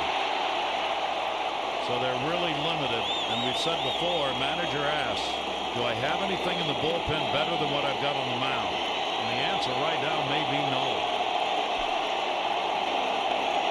Burrell 0 for 9. No RBIs in this World Series. The delivery to him. Breaking ball fooled him, but it wasn't in there. And a full count, 3-2. I did not think that ball was caught very well by Benji Molina. Looked like it almost handcuffed him to the point where it almost got away from him. 3-2, 1 down, 2 on. Pat Burrell swings and fouls it back. Pat Burrell up here right now representing what could drive in the winning run in this ball game, certainly the go-ahead. The one thing Cliff Lee's got to know here, there's a base open. And even with the experience of Renteria in the on-deck circle, he grounded into a double play his last at-bat. I'm thinking right now Cliff Lee comes with that good curveball, and he needs the best one of the night here to get that third strike. 20 strikeouts in the postseason for Burrell. Goes up to 21.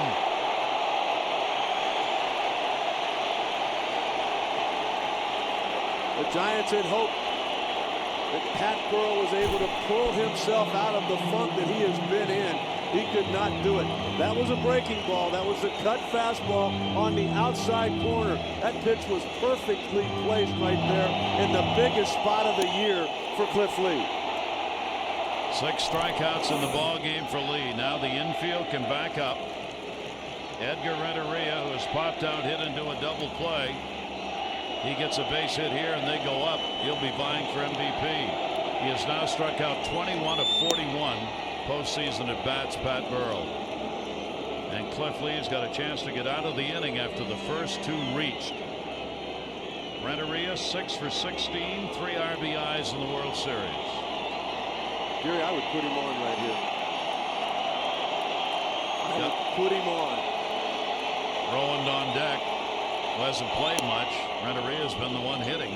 I think that's what Cliff Lee wants to do.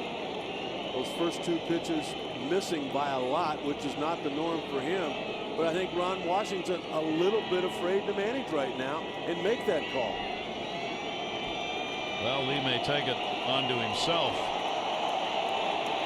to pitch around Renteria. Yeah, but sometimes that can lead to a wild pitch. I've been there. 2-0 delivery. That ball is hit in the air to left center field.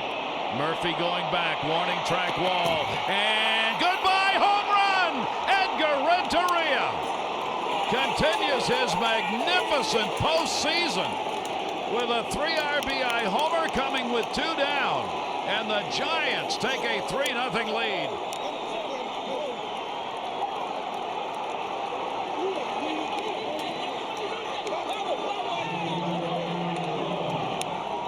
Edgar Renteria has been playing every day. He's been getting consistent at bats. He has been producing consistently for the Giants in this World Series. Aaron Rowand has not been playing. He has struggled all year long. He lost his job.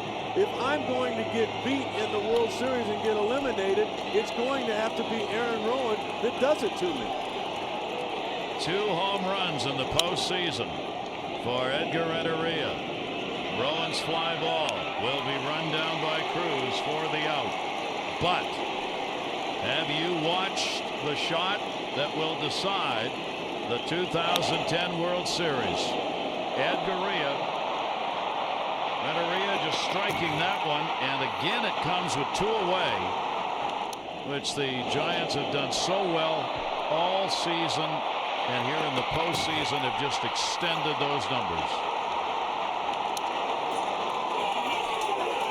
7th inning stretch time here in Arlington, Texas, and it will be a quiet one for the Texas fans as the Giants have now gone on top by a score of 3-0. There's time for Texas to get back into this ball game, but the bats have been so quiet so far in this game.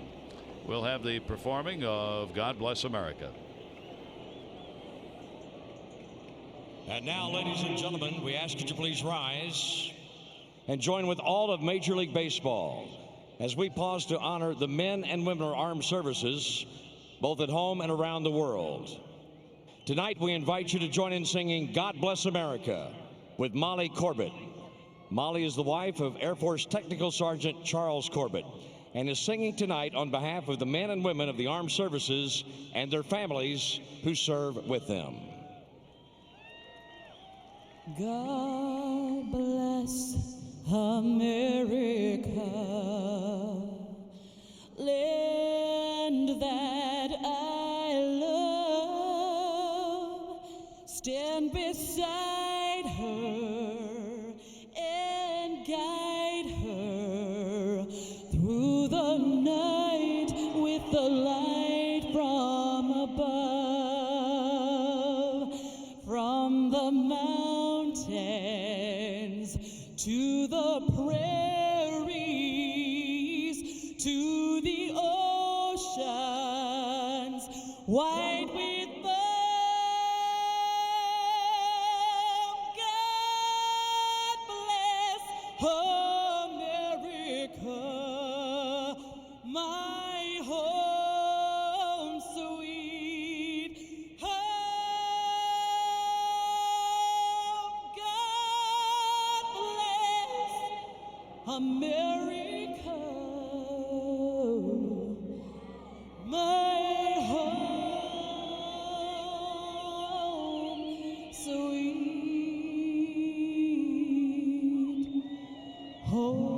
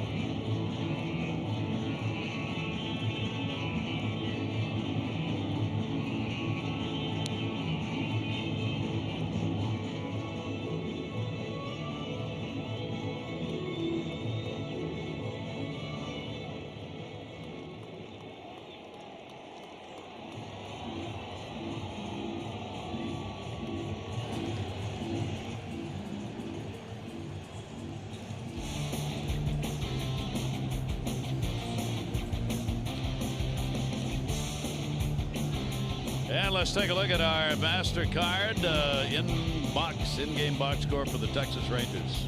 Not a whole lot there.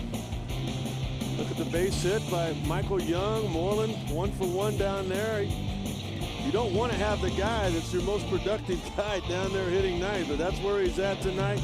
Just another tremendous performance. You know what? The postseason started for the Giants with Lincecum on the mound. He threw a 2-hitter. He struck out 14 against the Braves in a 1-0 win. He's trying to close it out the same way he started it.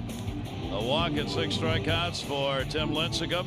Was it enough? The home run by Renteria. Only 3 players drove in 2 game-winning RBIs. World Series clinchers. Gehrig, DiMaggio, and Berra. Renteria, game-winning RBI, 97. Has he got another one? That would be a select group. And the unlikely heroes of this World Series continue for both teams, but more so for the Giants. Tim Lincecum delivers, a strike taken. You know, it's so funny, Gary. During the division series, I went up to Edgar. I said, I'm reading that you're thinking about retiring. He goes, what do you think? After the season, the answer from everybody would have been, yeah, it's probably time. I mean, he was embarrassed. He had lost his job. He wasn't playing hardly at all. I mean, he was just playing to rest people, kind of a utility guy. This is a man with a lot of pride. Swung on and missed and tagged out again. Unbelievable. Vladimir Guerrero just cannot make contact. After the outstanding season that he had, driving in 115 runs, hitting 300. Boy, they have owned him in the World Series. Striking out 3 times more often in the postseason than in the regular season. Swung on and missed by Cruz. And boy, right now the Rangers need a jolt, because Lincecum is absolutely dominating. He's just rocking and rolling. I mean, it's like a great racehorse that all of a sudden comes around turn number 4 and he sees the finish line and he's not going to let anyone beat him there. Only 74 pitches thrown. That one in the air to left field. Pretty good wood. That's back near the wall. And goodbye. Home run. Texas gets one back. Cruz delivers a solo shot. 3-1.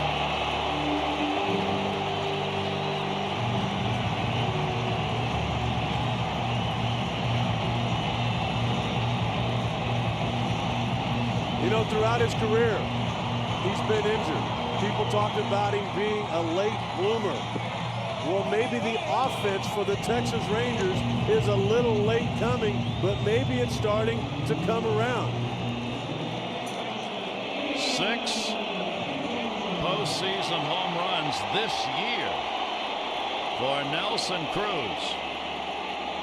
And it is a 3-1 ball game. And that looks a whole lot different than 3-0, especially when you're the home team. Kinsler 0 for 2 and a couple of ground ball outs.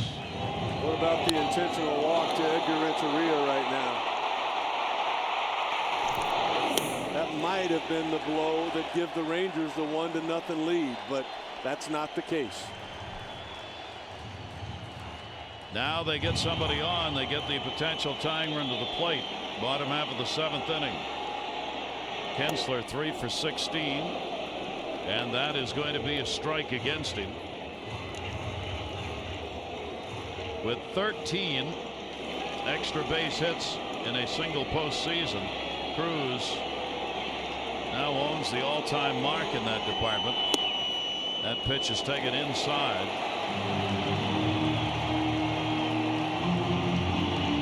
Lincecum now has got to stay glued.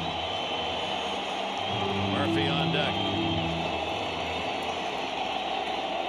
3-ball, 1 strike delivery. Took it. It's a strike. As a starting pitcher right now, you give up that home run. In your mind, you have to erase that. And rather than looking at a 3-1 score, think about it being 2-0. And a ground ball that will be fouled off outside of first base. Just got to be able to turn that page. If you reflect on that and you think about giving up a homer and not wanting to do it again, that's exactly what you'll end up doing. Lincecum has given up 3 home runs this postseason. Gave up 18 in the regular season and walked him. And the potential tying run's going to come to the plate.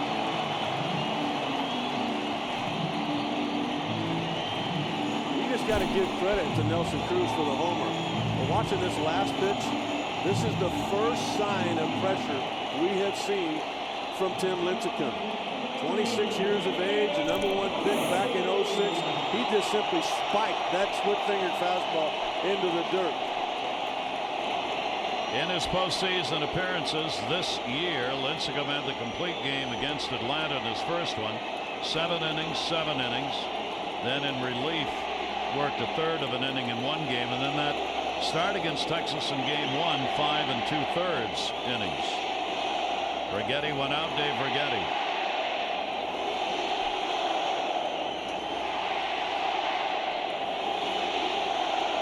Rangers is the chant. David Murphy's the hitter. Up high for a ball. I would run. Even with the strong arm of Posey, the high leg kick from Lincecum, I would run to take the double play out of order. Murphy will take it, bounces inside, throw to first, not in time. Base stealers 27 out of 30 against Lincecum during the year. Posey 37% throwing out base stealers, almost double the average in Major League Baseball. But you steal on Lincecum, not Posey. Yeah, exactly. What gives your team the best chance to score a run here? Waiting on a couple of base hits to get a run in from the bottom of your order, or stealing a bag here? Murphy swings and misses. Throttle back on that one. And a 2-ball, 1-strike count. Murphy has struck out twice. Gary, it's almost like when Ron Washington put the hit and run on with Elvis Andrus and it didn't work. He doesn't want to put anything else on anymore. He doesn't want to make any more decisions. The delivery to him, and that'll be fouled back. Oh, David Murphy.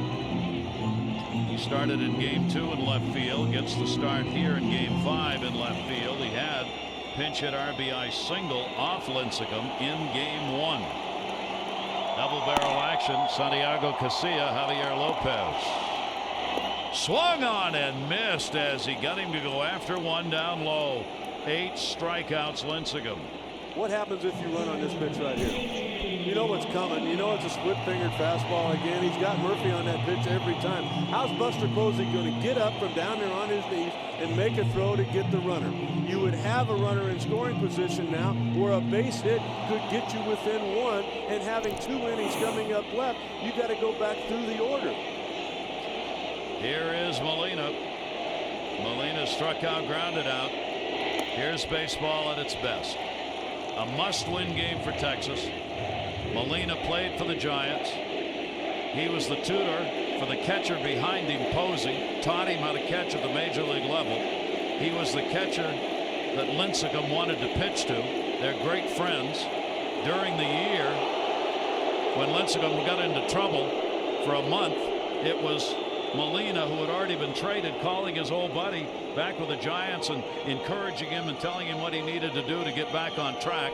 Here they are facing each other. It really is ironic that he would help Buster Posey become a big league catcher, just as with Matt Cain and Tim Lincecum, he helped them become big league pitchers. Now the delivery to him. Lincecum gets the strike on him. Lincecum has struck him out and got him on a ground ball, a comebacker.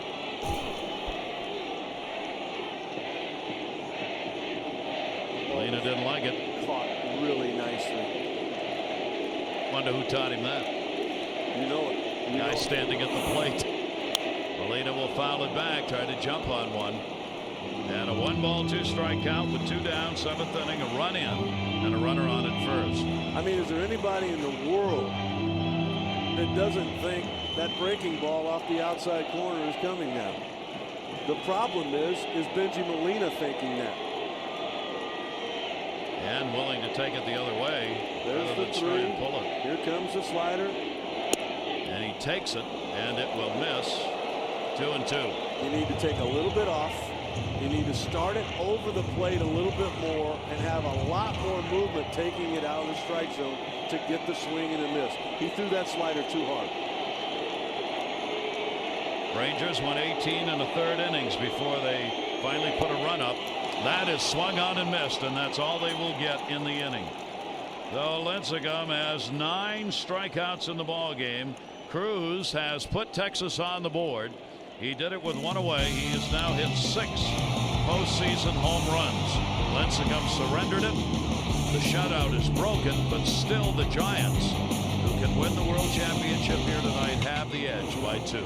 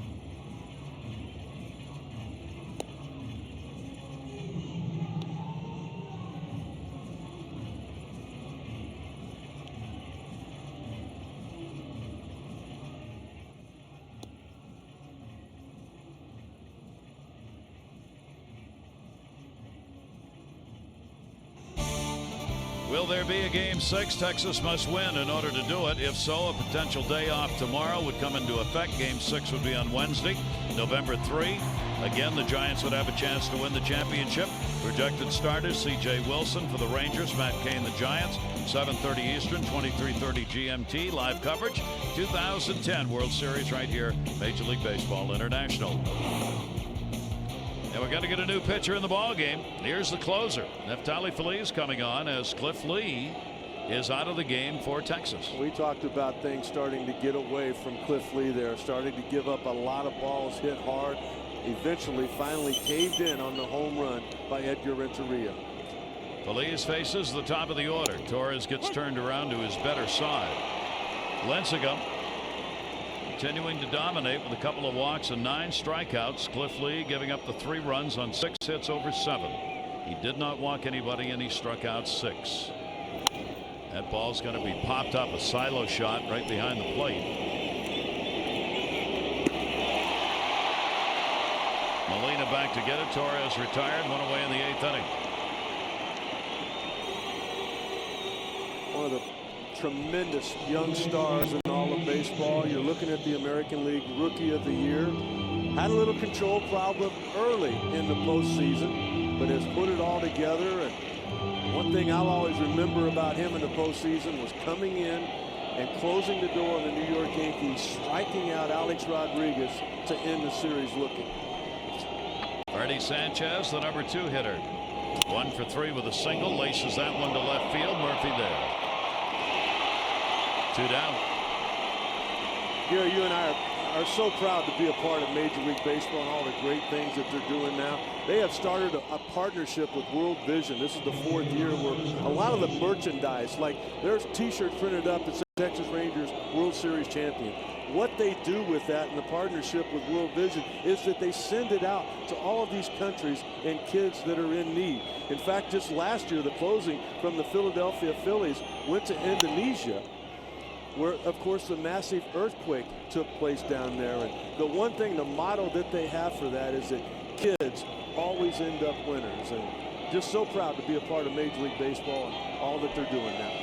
And that will be done here after the series is over. Buster Posey grounds it foul outside of third base. 3-1 ball game. San Francisco leads it. This is the one where a victory gives them a world championship. Fan ended up coming over, and he's got a Giant jersey on, as you see. And he's got a Lincecum 55 on his back. A Giant fan section down there. He ended up over the top trying to catch the ball. How wonderful have the fans been? Oh, both cities have just revved it up and loved it. Posey will take it tonight. 52,045 on hand. It is the second largest crowd ever, and second only to the game on Saturday. We've had three tremendous crowds here in Texas for their first World Series games ever in for the Rangers. 1 ball, 2-strike delivery with 2 down. Feliz a breaking ball, but it misses up high. He had Posey jelly-legged on that one. Posey 1 for 3 with a single. That was the same kind of breaking ball that locked up Alex Rodriguez to close out the American League Championship Series. He just wasn't able to get it down. This guy's fun to watch pitch. I mean, he just looks like he's playing catch. 2-2 delivery and a heater. Slow roller. This is going to require a big play by Young, and Feliz needed to get out of the way and didn't. Not that Young would have had the play anyway. That's a base hit. Posey's on. 2 for 4 in the game. Broken bat. Posey, not known for his speed, but obviously with 2 strikes, Michael Young playing back well deep, just not able to get there. 7 hits in the ball game for the Giants. They have out hit Texas 7-3. 3 RBI homered by Renteria has accounted for the runs that are up there on the board. Hey, what, Gary, just thinking about Buster Posey and what we've seen this year, that's going to be the cornerstone for these Giants for years to come.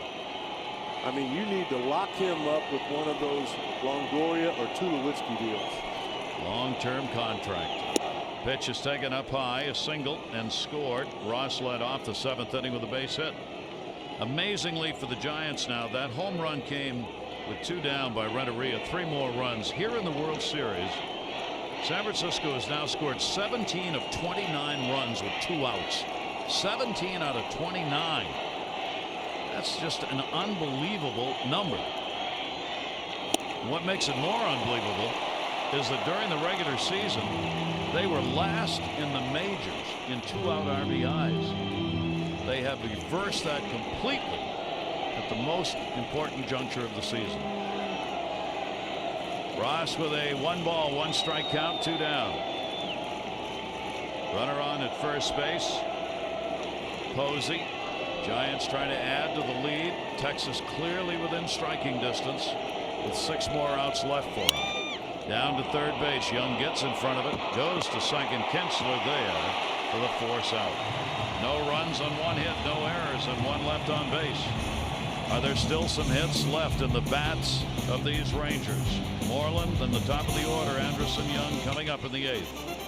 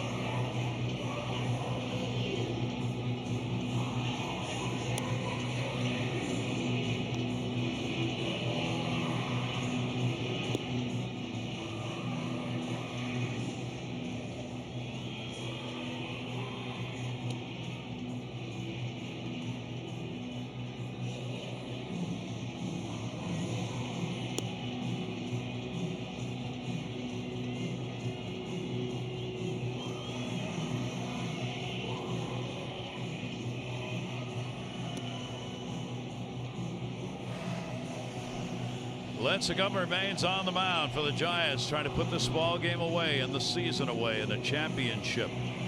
If they could come away with a victory, 3-1, 2.97 ERA for Lincecum coming in. The right-hander's given up only a run on 3 hits in the ball game. Talk about leadership. Buster Posey out there right now with Tim Lincecum. Yeah, before the game they went over the hitters. They talked about what they wanted to do.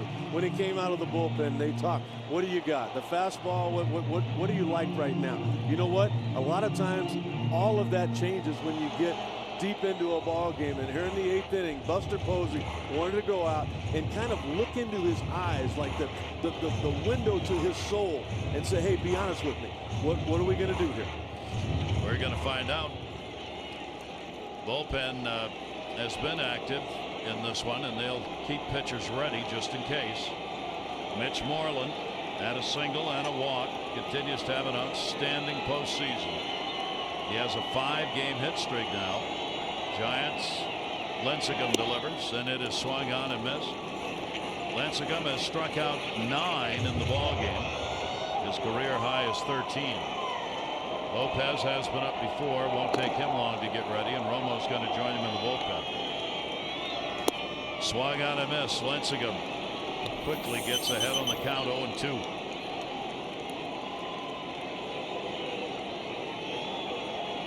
Moreland came in with the 2nd highest average in the postseason by a rookie in the last 9 years, only behind Willie Tavares. Swung on and missed. Lincecum 3 pitches, gets his 10th strikeout. Well, the Texas Rangers are getting a good look at what Tim Lincecum has done the last 3 years in the National League. Over 200 strikeouts every year. People say, well, what happened this year? Back-to-back Cy Youngs, and then this year only 16 and 10. You know what? His velocity went way down. But what he's doing now is that he realized in September he had to do a better job of pitching. Here's Elvis Andrus, the leadoff batter. Andrus has reached base in all previous 15 postseason games. He has not reached base in this one. He is 0 for 3. Lincecum got it in. Speedster will try and beat it out. Lincecum guns a fastball and gets him. 2 down.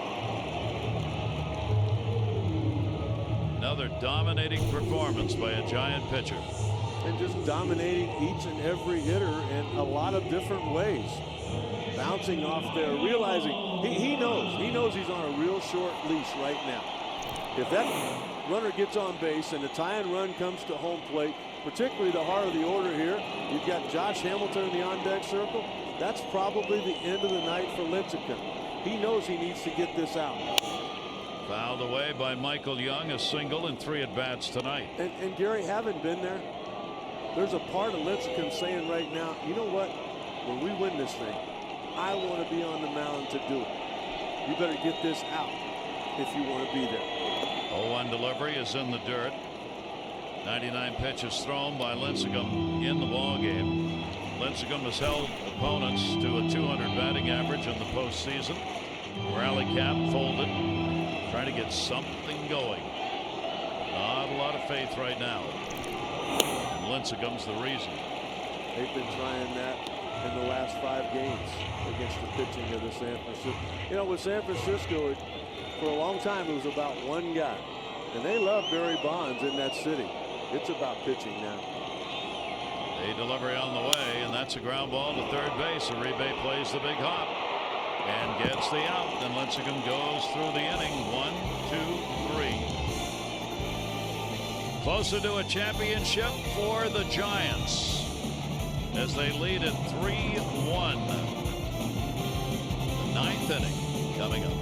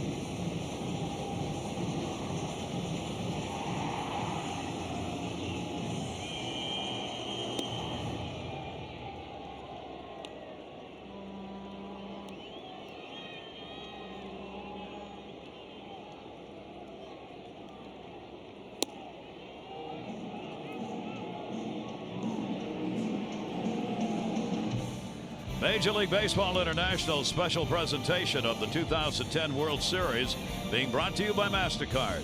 There are some things money can't buy for baseball fans everywhere. There's MasterCard.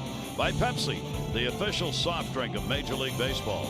By Majestic Athletic. If it happens in baseball, it happens in Majestic. And by New Era, the official on-field cap of Major League Baseball. Fly your own flag. So we go to the ninth inning. 3 outs away from a world championship. The San Francisco Giants, who lead it 3-1, will bat here in the ninth. Brian Wilson is warming up in the bullpen for Bruce Bochy, the closer. Feliz came on in the last inning to pitch for Texas and stays out there in the ninth. And that ball will be fouled back by Uribe and not caught. Should have been caught. Had a chance, didn't get it. I don't know why Bengie Molina, knowing this ballpark, he's been here for a couple of months. Why wouldn't you get to the fence and then back up from there? He just kind of eased his way back there. This ball is easily catchable. He's got to get there first, though. That extends the at bat, even though there's no error charged on it. Uribe, the big breaking ball in there for a strike.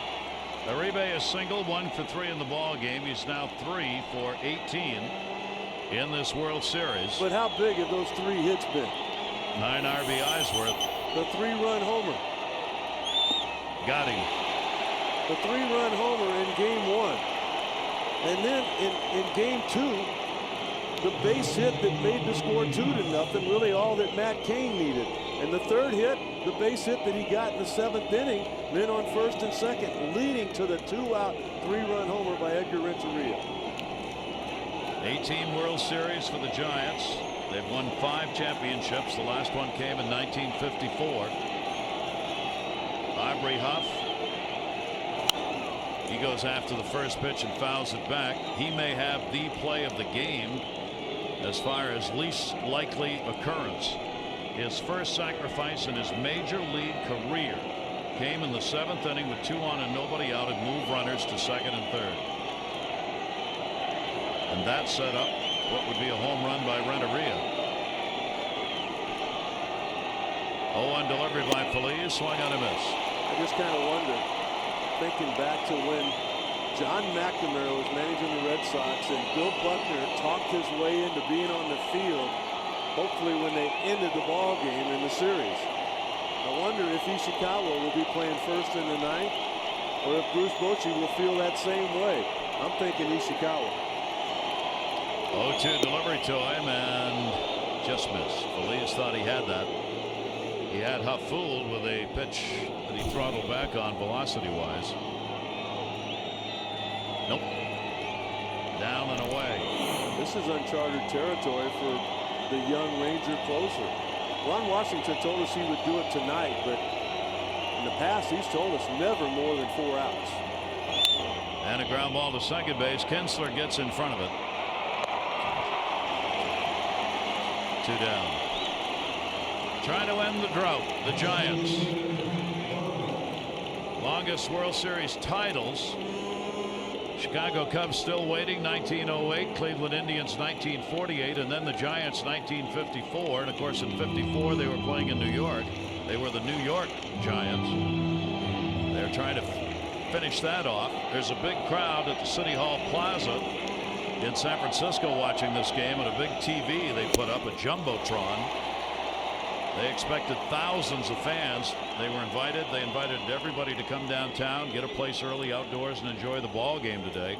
So they've got a huge crowd in the Central City Plaza watching tonight.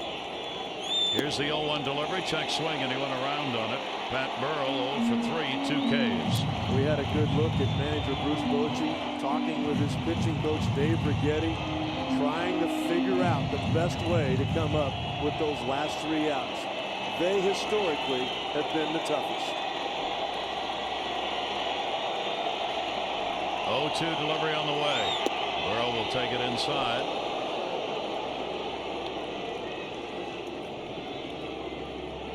San Francisco brought a plane to Texas today loaded with executives, and front office personnel.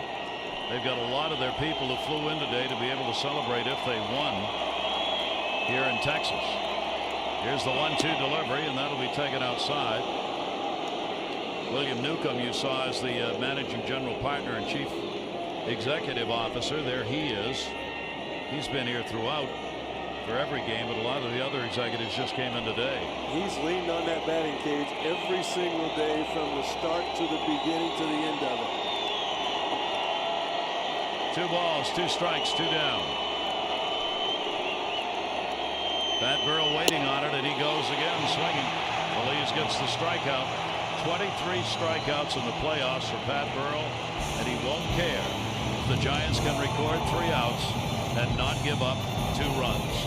Wilson is the closer. Lincecum is done.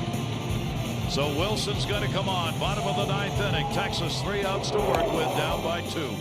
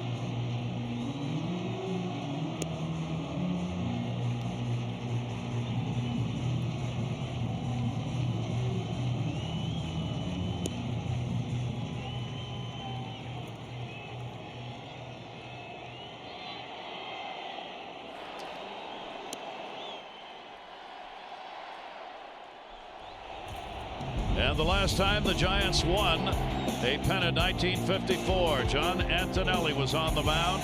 He would get a complete game victory, giving up only 1 run on 8 hits in that ball game. The 54 Giants winning it. Congratulations, Leo Durocher. The manager, the president was Dwight Eisenhower. #1 song, Rosemary Clooney, Hey There. A gallon of gas cost 21 cents. There were 16 major league teams. There are 30 now. And 500 home run hitters, Babe Ruth, Jimmy Fox, and Mel Ott. There were only 3 of them. Playing on that team, Dusty Rhodes, Alvin Dark, Willie Mays, Wes Westrom, and Monty Irvin in 1954. Led on the mound by Johnny Antonelli, who won that final game. You always think of that catch by Willie Mays. That is foul back, bottom of the 9th inning. You only manage when you have to. Bruce Bochy could have sent Tim Lincecum back out there, but that meant if anybody got on base, his closer would come in to face the tying run. You give him a little bit of breathing room right here, particularly against the heart of the Ranger order. Josh Hamilton is leading it off. He will take it for a strike, and it goes to 0-2. Tim Lincecum gave up 1 run on 3 hits in 8 innings. He walked 2 and he struck out 9. Looking for the victory that will give the Giants the championship, and obviously he's right there on the bench with everybody else on the top step. Hamilton fouls it back into the screen. Hamilton has had an 0 for 3 in the game and a 2 for 19 in the World Series. Wilson outstanding during the regular season. Tied a franchise record with 48 saves. Has been even better than that in the postseason. Has not allowed an earned run as of yet. His 48 saves led the majors. Hamilton takes it, and he is gone. A strike right down the middle. One away, bottom of the ninth inning. Josh got a look at Brian Wilson last night when he struck out swinging to end that ball game. He's going to go down to start the ninth inning here, taking strike 3. Here's Vladimir Guerrero. Guerrero has struck out, flied out, hit into a fielder's choice. One down in the ninth. 52,000 plus standing watching. Grounded to short. Renteria's got it. And there are 2 down. And the Giants are 1 out away from being the 2010 World Champions.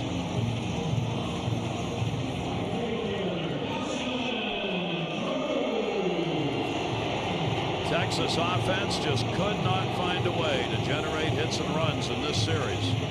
They've got one more out to work with here. Get somebody on and hope. Cruz delivered the only run of the ball game for Texas, a home run that came in the 7th inning. Brian Wilson delivers, and a strike on the inside corner. 3 runs, 7 hits, no errors for the Giants. 1 run, 3 hits, 1 error for Texas. Each team has left 4 on base. Here's the 0-1 pitch. That is down low and a 1. Watching this series, Gary, it's not hard to figure how these San Francisco Giants got here. Even the Texas Rangers president, Nolan Ryan, has got to respect the pitching that he has seen from the opposition. They have been almost untouchable. Wilson will back off. He was 48 out of 53 in-save opportunities during the year. Texas fans just hoping now for some miracle here in the ninth. And that is swung out and missed. And it goes to a 1-ball, 2-strike count. 3rd longest wait for a world championship appears to be about over. The butterflies are starting to flow. Here's the 1-2 delivery. That's going to be outside. Giants did it the hard way as they went right down to the final day before they knew whether they would win the division or have to go into a playoff game with San Diego. All kinds of 1-run ball games, both regular season and here in the postseason. 2-2 delivery, and that's outside.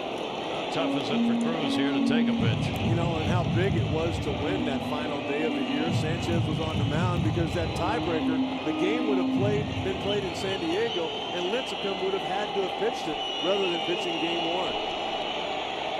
3-2 delivery on the way. Swung out and missed. The San Francisco Giants are the 2010 World Champions.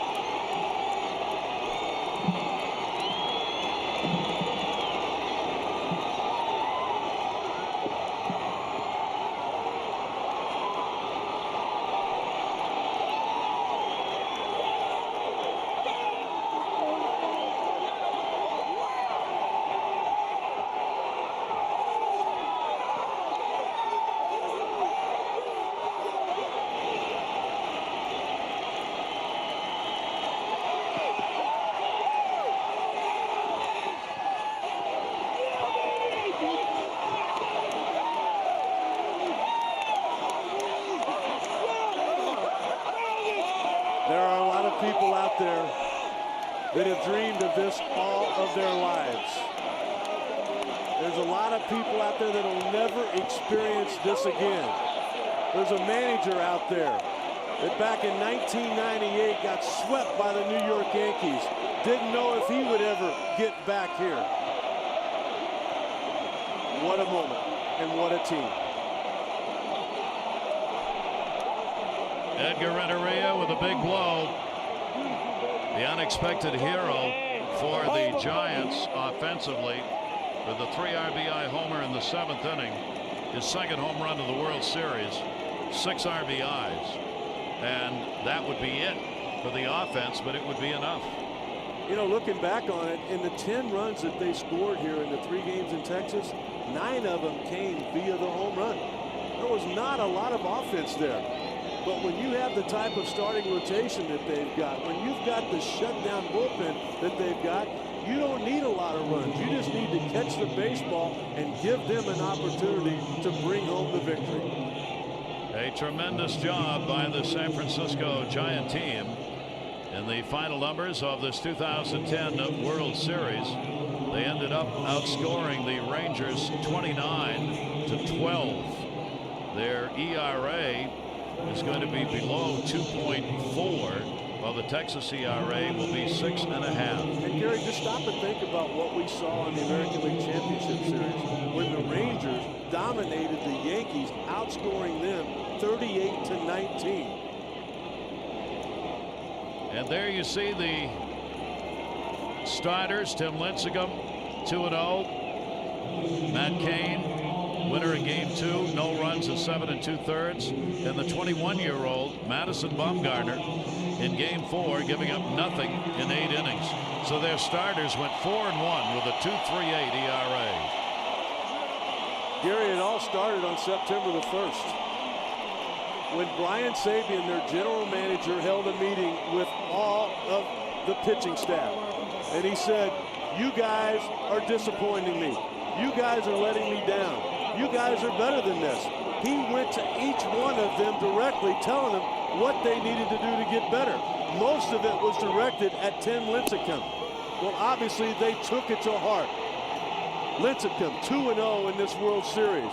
Madison Bumgarner with a win. Matt Cain with a win.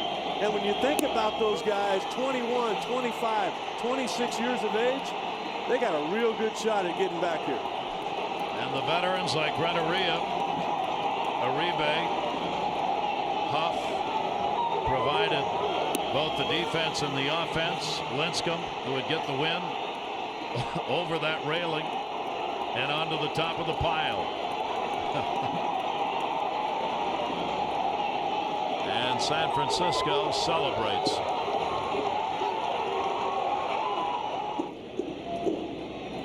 What a great run for the city to have a championship baseball team out there. They took to this ball club immediately. They have such a beautiful yard to play in, one of the best parks in all of Major League Baseball. Now next year when it all begins, they'll run that banner, the World Series championship banner, up the flagpole. You know what's amazing was being there the last week of the season, reading things in the paper and hearing things on the radio that if they did not get into the postseason, they were going to fire Bruce Bochy as their manager. You know what they're going to talk about now? A lot like what they did in Anaheim in 2002 when a lot of people started thinking Mike Scioscia was the best manager in the game. He's still there. But for me right now, it's a guy that's running the show for the Giants. Gary, particularly with what we saw in this World Series. Bochy had never won a World Series game as a manager because in San Diego, when they made it, they were swept.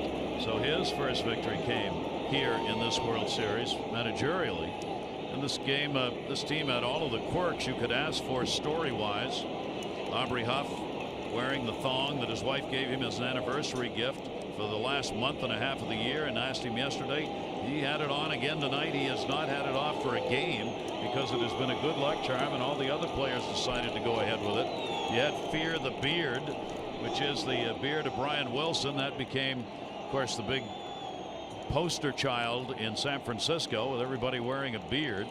And you got Renteria, who gets another World Series ring. He did so with the Marlins, and he was instrumental back then. Take a look at this. Off Charlie Nagy and the Cleveland Indians, right back up the middle. Craig Counsell touching home plate. And into the 7th inning, a base open. Cliff Lee starting to let the game get away from him. A lot of balls were hit hard. Aaron Rowan in the on-deck circle hitting 9th. The choice could have been to put Renteria on. This guy's been playing every day. He had 3 hits yesterday. He's been there before. The decision was to challenge him, and Renteria once again won that battle. So 2 career series clinching game-winning RBIs for Edgar Renteria, the only player from Colombia in the postseason, and in fact the first player from Colombia ever to play in a World Series. So you talk about a national hero. Edgar Renteria is that in Colombia, and we don't know who the MVP is yet, but he certainly has got a shot at being that. I think he might become the 5th shortstop ever to win the MVP of the Fall Classic. He certainly deserved it in what he did. Well, and you know what too, Gary? Brian Sabean deserves a lot of credit, because Brian Sabean paid him $18,000 for 2 years, and everybody said he was overpaid. What are they saying now? There is Brian Sabean, the longest tenured general manager in Major League Baseball, 14th season, and this 14th season is all about celebrating. Giants win it. Bruce Bochy, their skipper. Final, San Francisco 3 and Texas 1.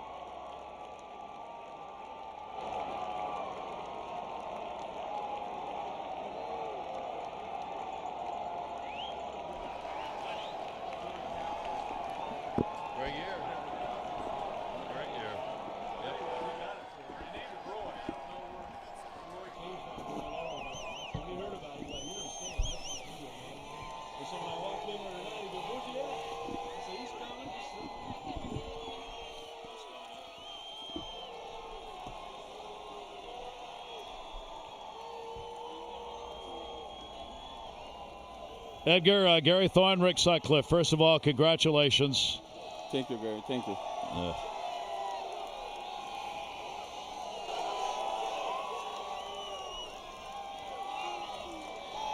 Edgar, first of all, congratulations. Gary Thorne, Rick Sutcliffe upstairs here. What a great postseason you and the Giants had. You got to be loving this moment.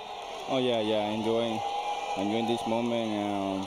I think Lisique deserved what they did today. He pitched like a champion, and thank God hit the home run to win. No? Edgar, we talked earlier in this postseason, and there were people and yourself, you were considering retirement. What about now? Maybe a 3-year deal? I don't know. I'm gonna think about it. I'm gonna think about it. So, but I work hard to be in this moment right now. So now I'm going to enjoy with my teammates, and I think we deserve it. Edgar.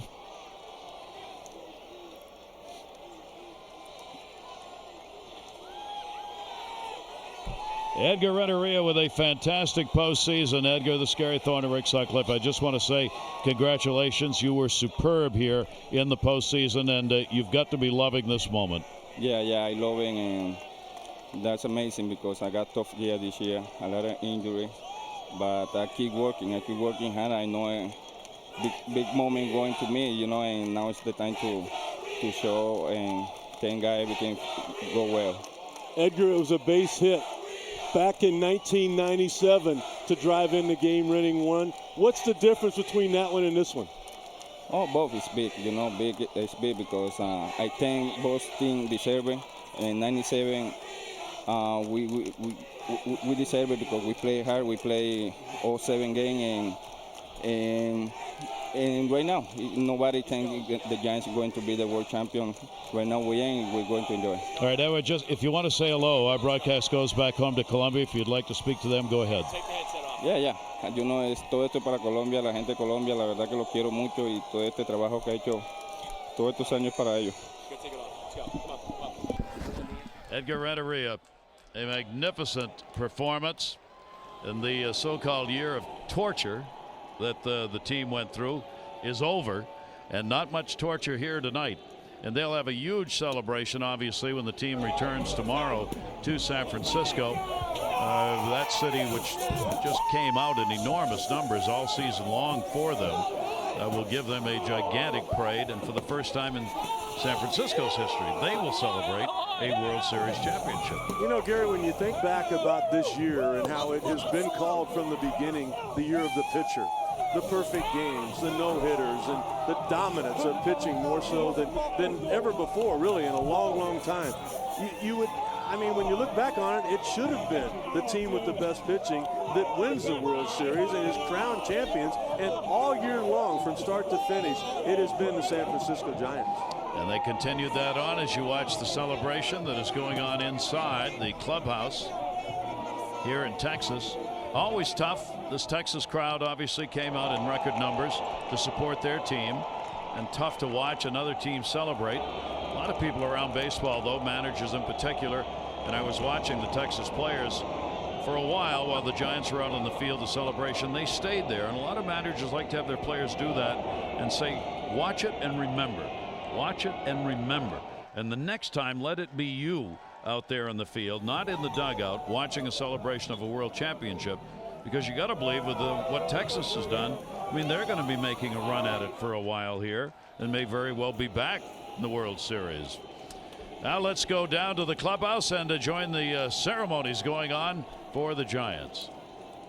Thank you very much. I'm here with a very happy San Francisco Giants brass. William Newcomb, the managing general partner of the Giants, Larry Baer, the team president, Brian Sabean, the GM, and Bruce Bochy, the manager. And it is time to present the Commissioner's Trophy. So I welcome in the Commissioner of Baseball, Bud Selig. Thank you, Chris. Pleasure to be here. Well, let me say to the Giant franchise, their first world championship since 1954, first for the city of San Francisco and all your great fans. Built a great pitching staff that was just magnificent all year long. And so to Bill Newcomb, Larry Baer, Brian Sabean, and Bruce Bochy. You guys did a great job. Congratulations to the world champion San Francisco Giants. Thank you, Commissioner. Thank you. Mr. Newcomb, to win it as a franchise for the first time since 1954, something very important, but you're a guy that grew up in Northern California. What does it mean to finally bring the hardware to San Francisco? Well, it's a great thing for the franchise, for the city of San Francisco, for all of our fans and the community in Northern California. We stood on the backs of giants ahead of us that got us here, and we had a terrific year. I just want to say congratulations to the Texas Rangers, who have a proud franchise with all their distractions this year. They played outstanding baseball, hard-fought series. We managed to get the better of it.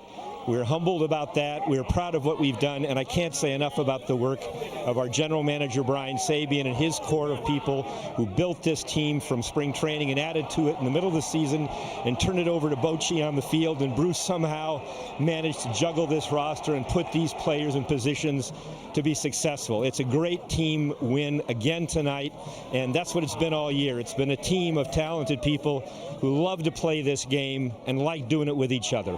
Congratulations. Thank you. Larry Baer, a fourth-generation San Franciscan.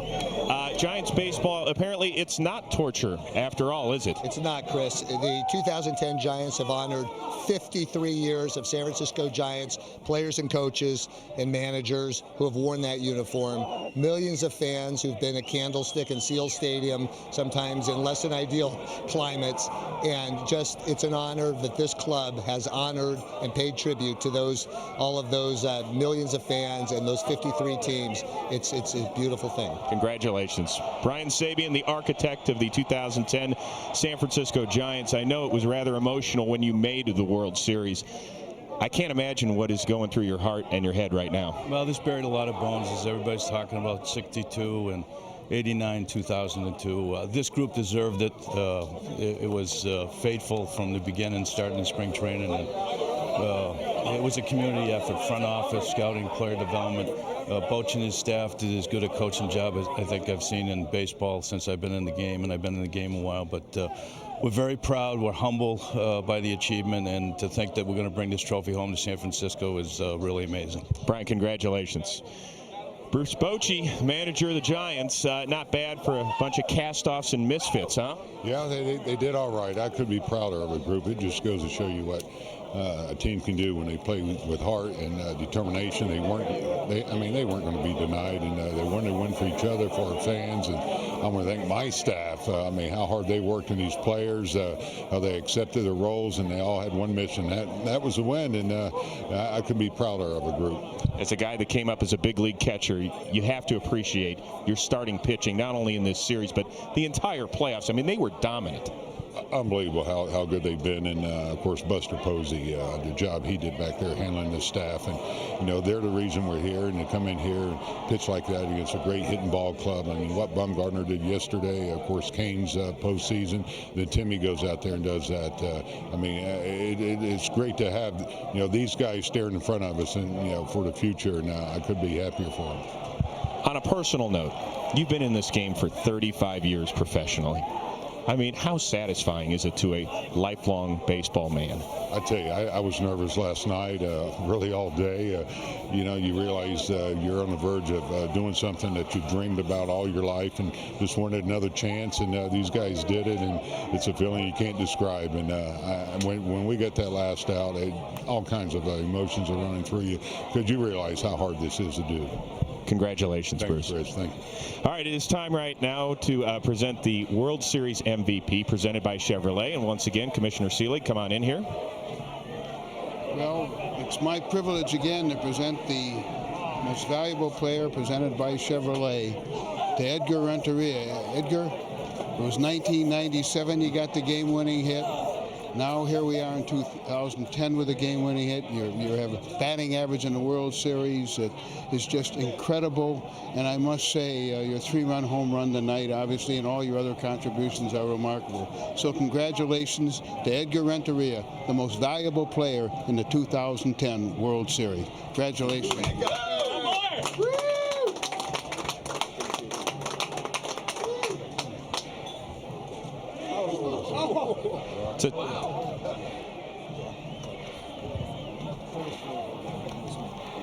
Edgar, for what you went through this year, you ended up on the DL 3 times, almost 4, courtesy of your manager right there, Bruce Bochy.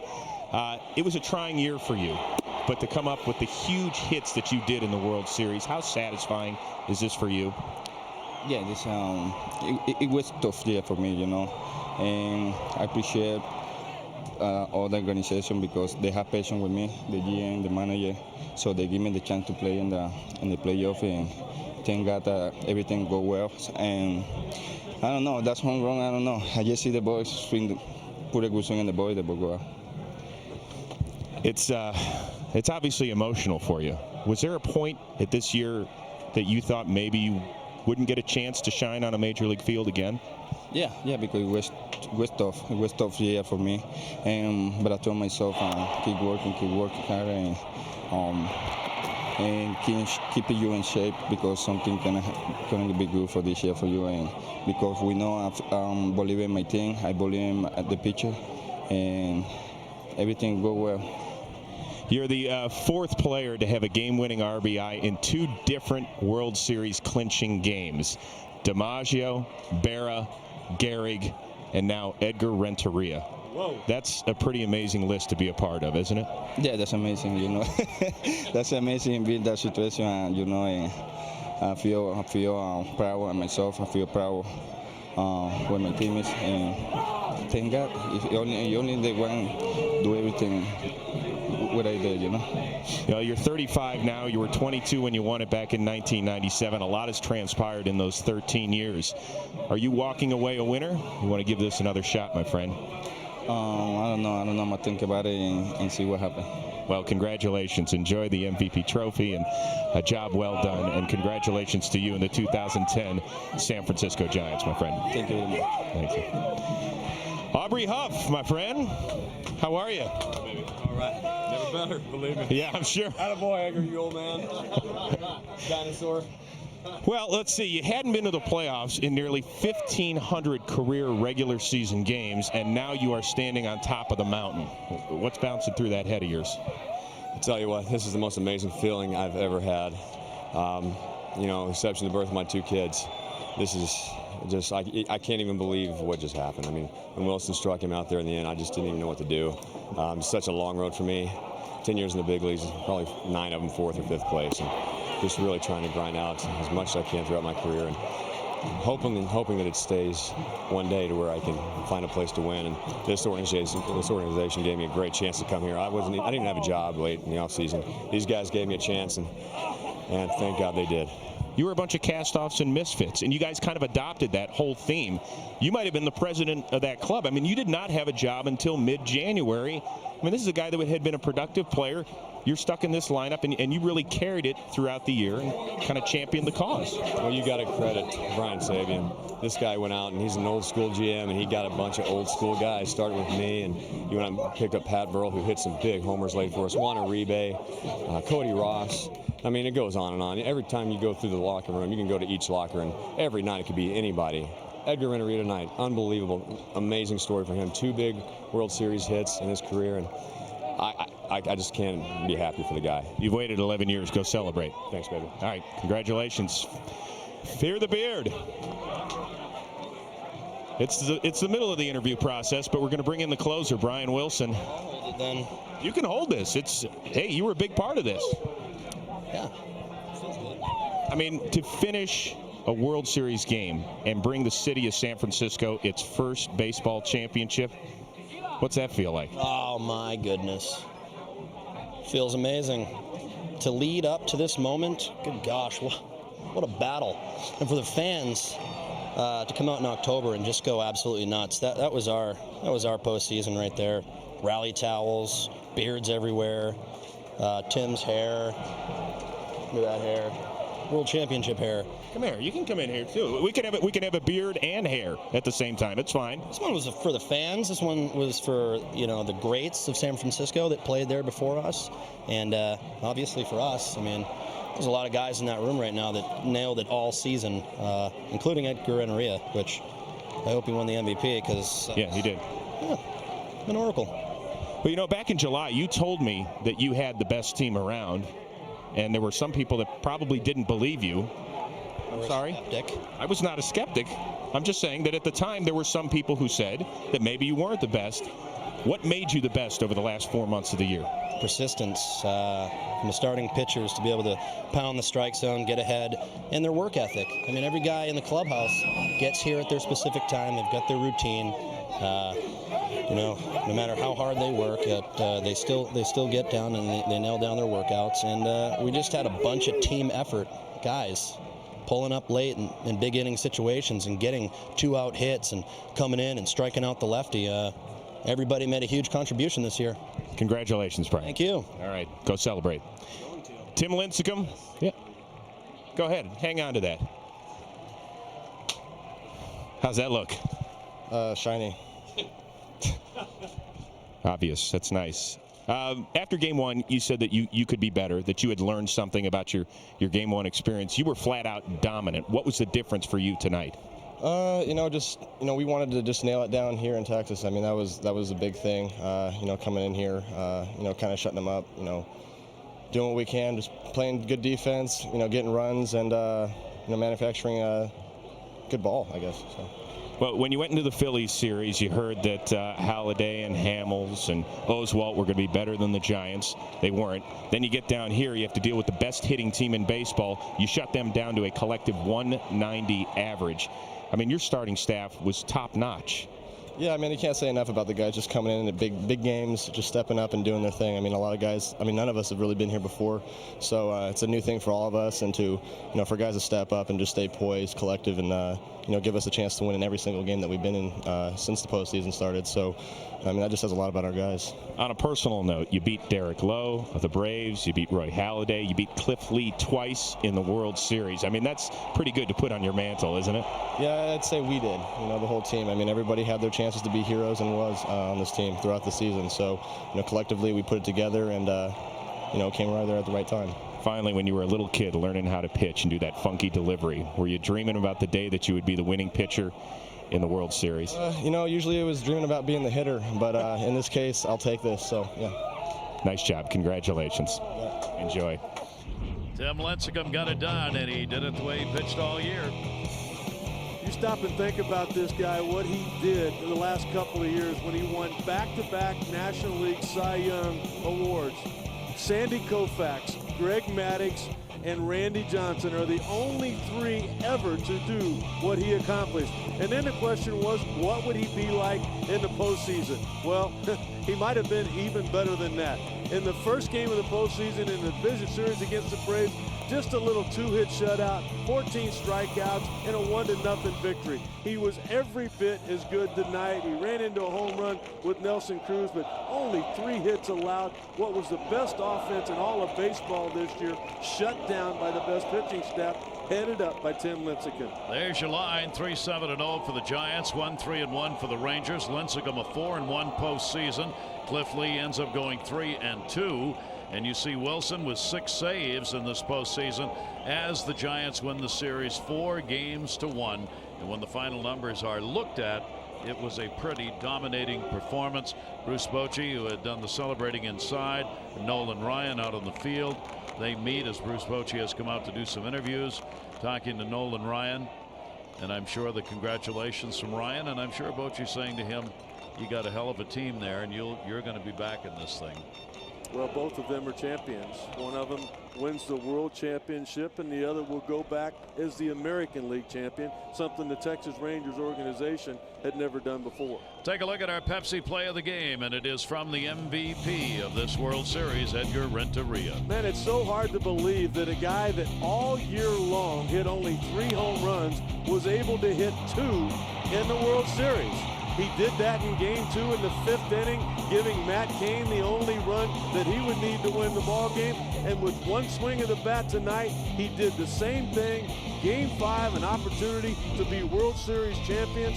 Put another ring on that man's hand. That is our Pepsi play of the game. You see the number of Giant fans, many of whom made their way here today with the opportunity for the Giants to win it, wanting to be part of it, and able to get some tickets with some Texas fans willing to sell them, and they did. So they're still here and celebrating.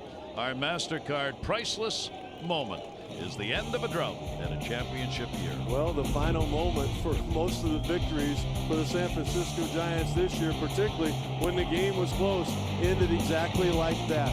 Brian Wilson on the mound tied the franchise record for club saves, and what was unbelievable was how he did it down the stretch. Had he faltered, had he had a couple of games that got away from him, they wouldn't have even gotten to the postseason. And once they got there, he knew exactly what to do with it. In a situation he had never been before, he acted like he was Mariano Rivera. That is our MasterCard priceless moment. And in a ball club that we talk about, ball clubs who are built for ballparks they play in, the San Francisco Giant Ball Club was built for the city it plays in. It is a group of nomads who fought to find a place to play, number one, and then had to come out and every day, right down to the last day of the season, battle to get a win. They fit that city as perfectly as any team I've ever seen in a locale. You know, they certainly do, Gary. And when you think about how they were built, I mean, Brian Sabean had to go through all of the things that went on with Barry Bonds. And he deserved an opportunity to rebuild this organization. And he did it with pitching. He did it the right way by going through the draft. A #1 pick in Posey, a #1 pick in Bumgarner, Sanchez, a drafted coming up through the organization, Matt Cain and Tim Lincecum. All of those guys were brought in by Brian Sabean and his staff. And when all of a sudden, towards the end of July, they thought they had a chance to win this thing, they went out and added the pieces they needed to get over the hump. They strengthened their bullpen. They brought in Kobe Ross. They brought in Burrow. All of a sudden, they found a position for Aubrey Huff at first base, and it all came together. And that's going to do it for our presentation of the 2010 postseason and the World Series. On behalf of Rick Sutcliffe and the great crew that we are so honored to work with, we want to thank all of you around the world for joining us. We hope you enjoyed it as much as we enjoyed bringing it to you. Now relive this 2010 postseason from Arlington, Texas, and the San Francisco Giant championship game. We bid you adieu.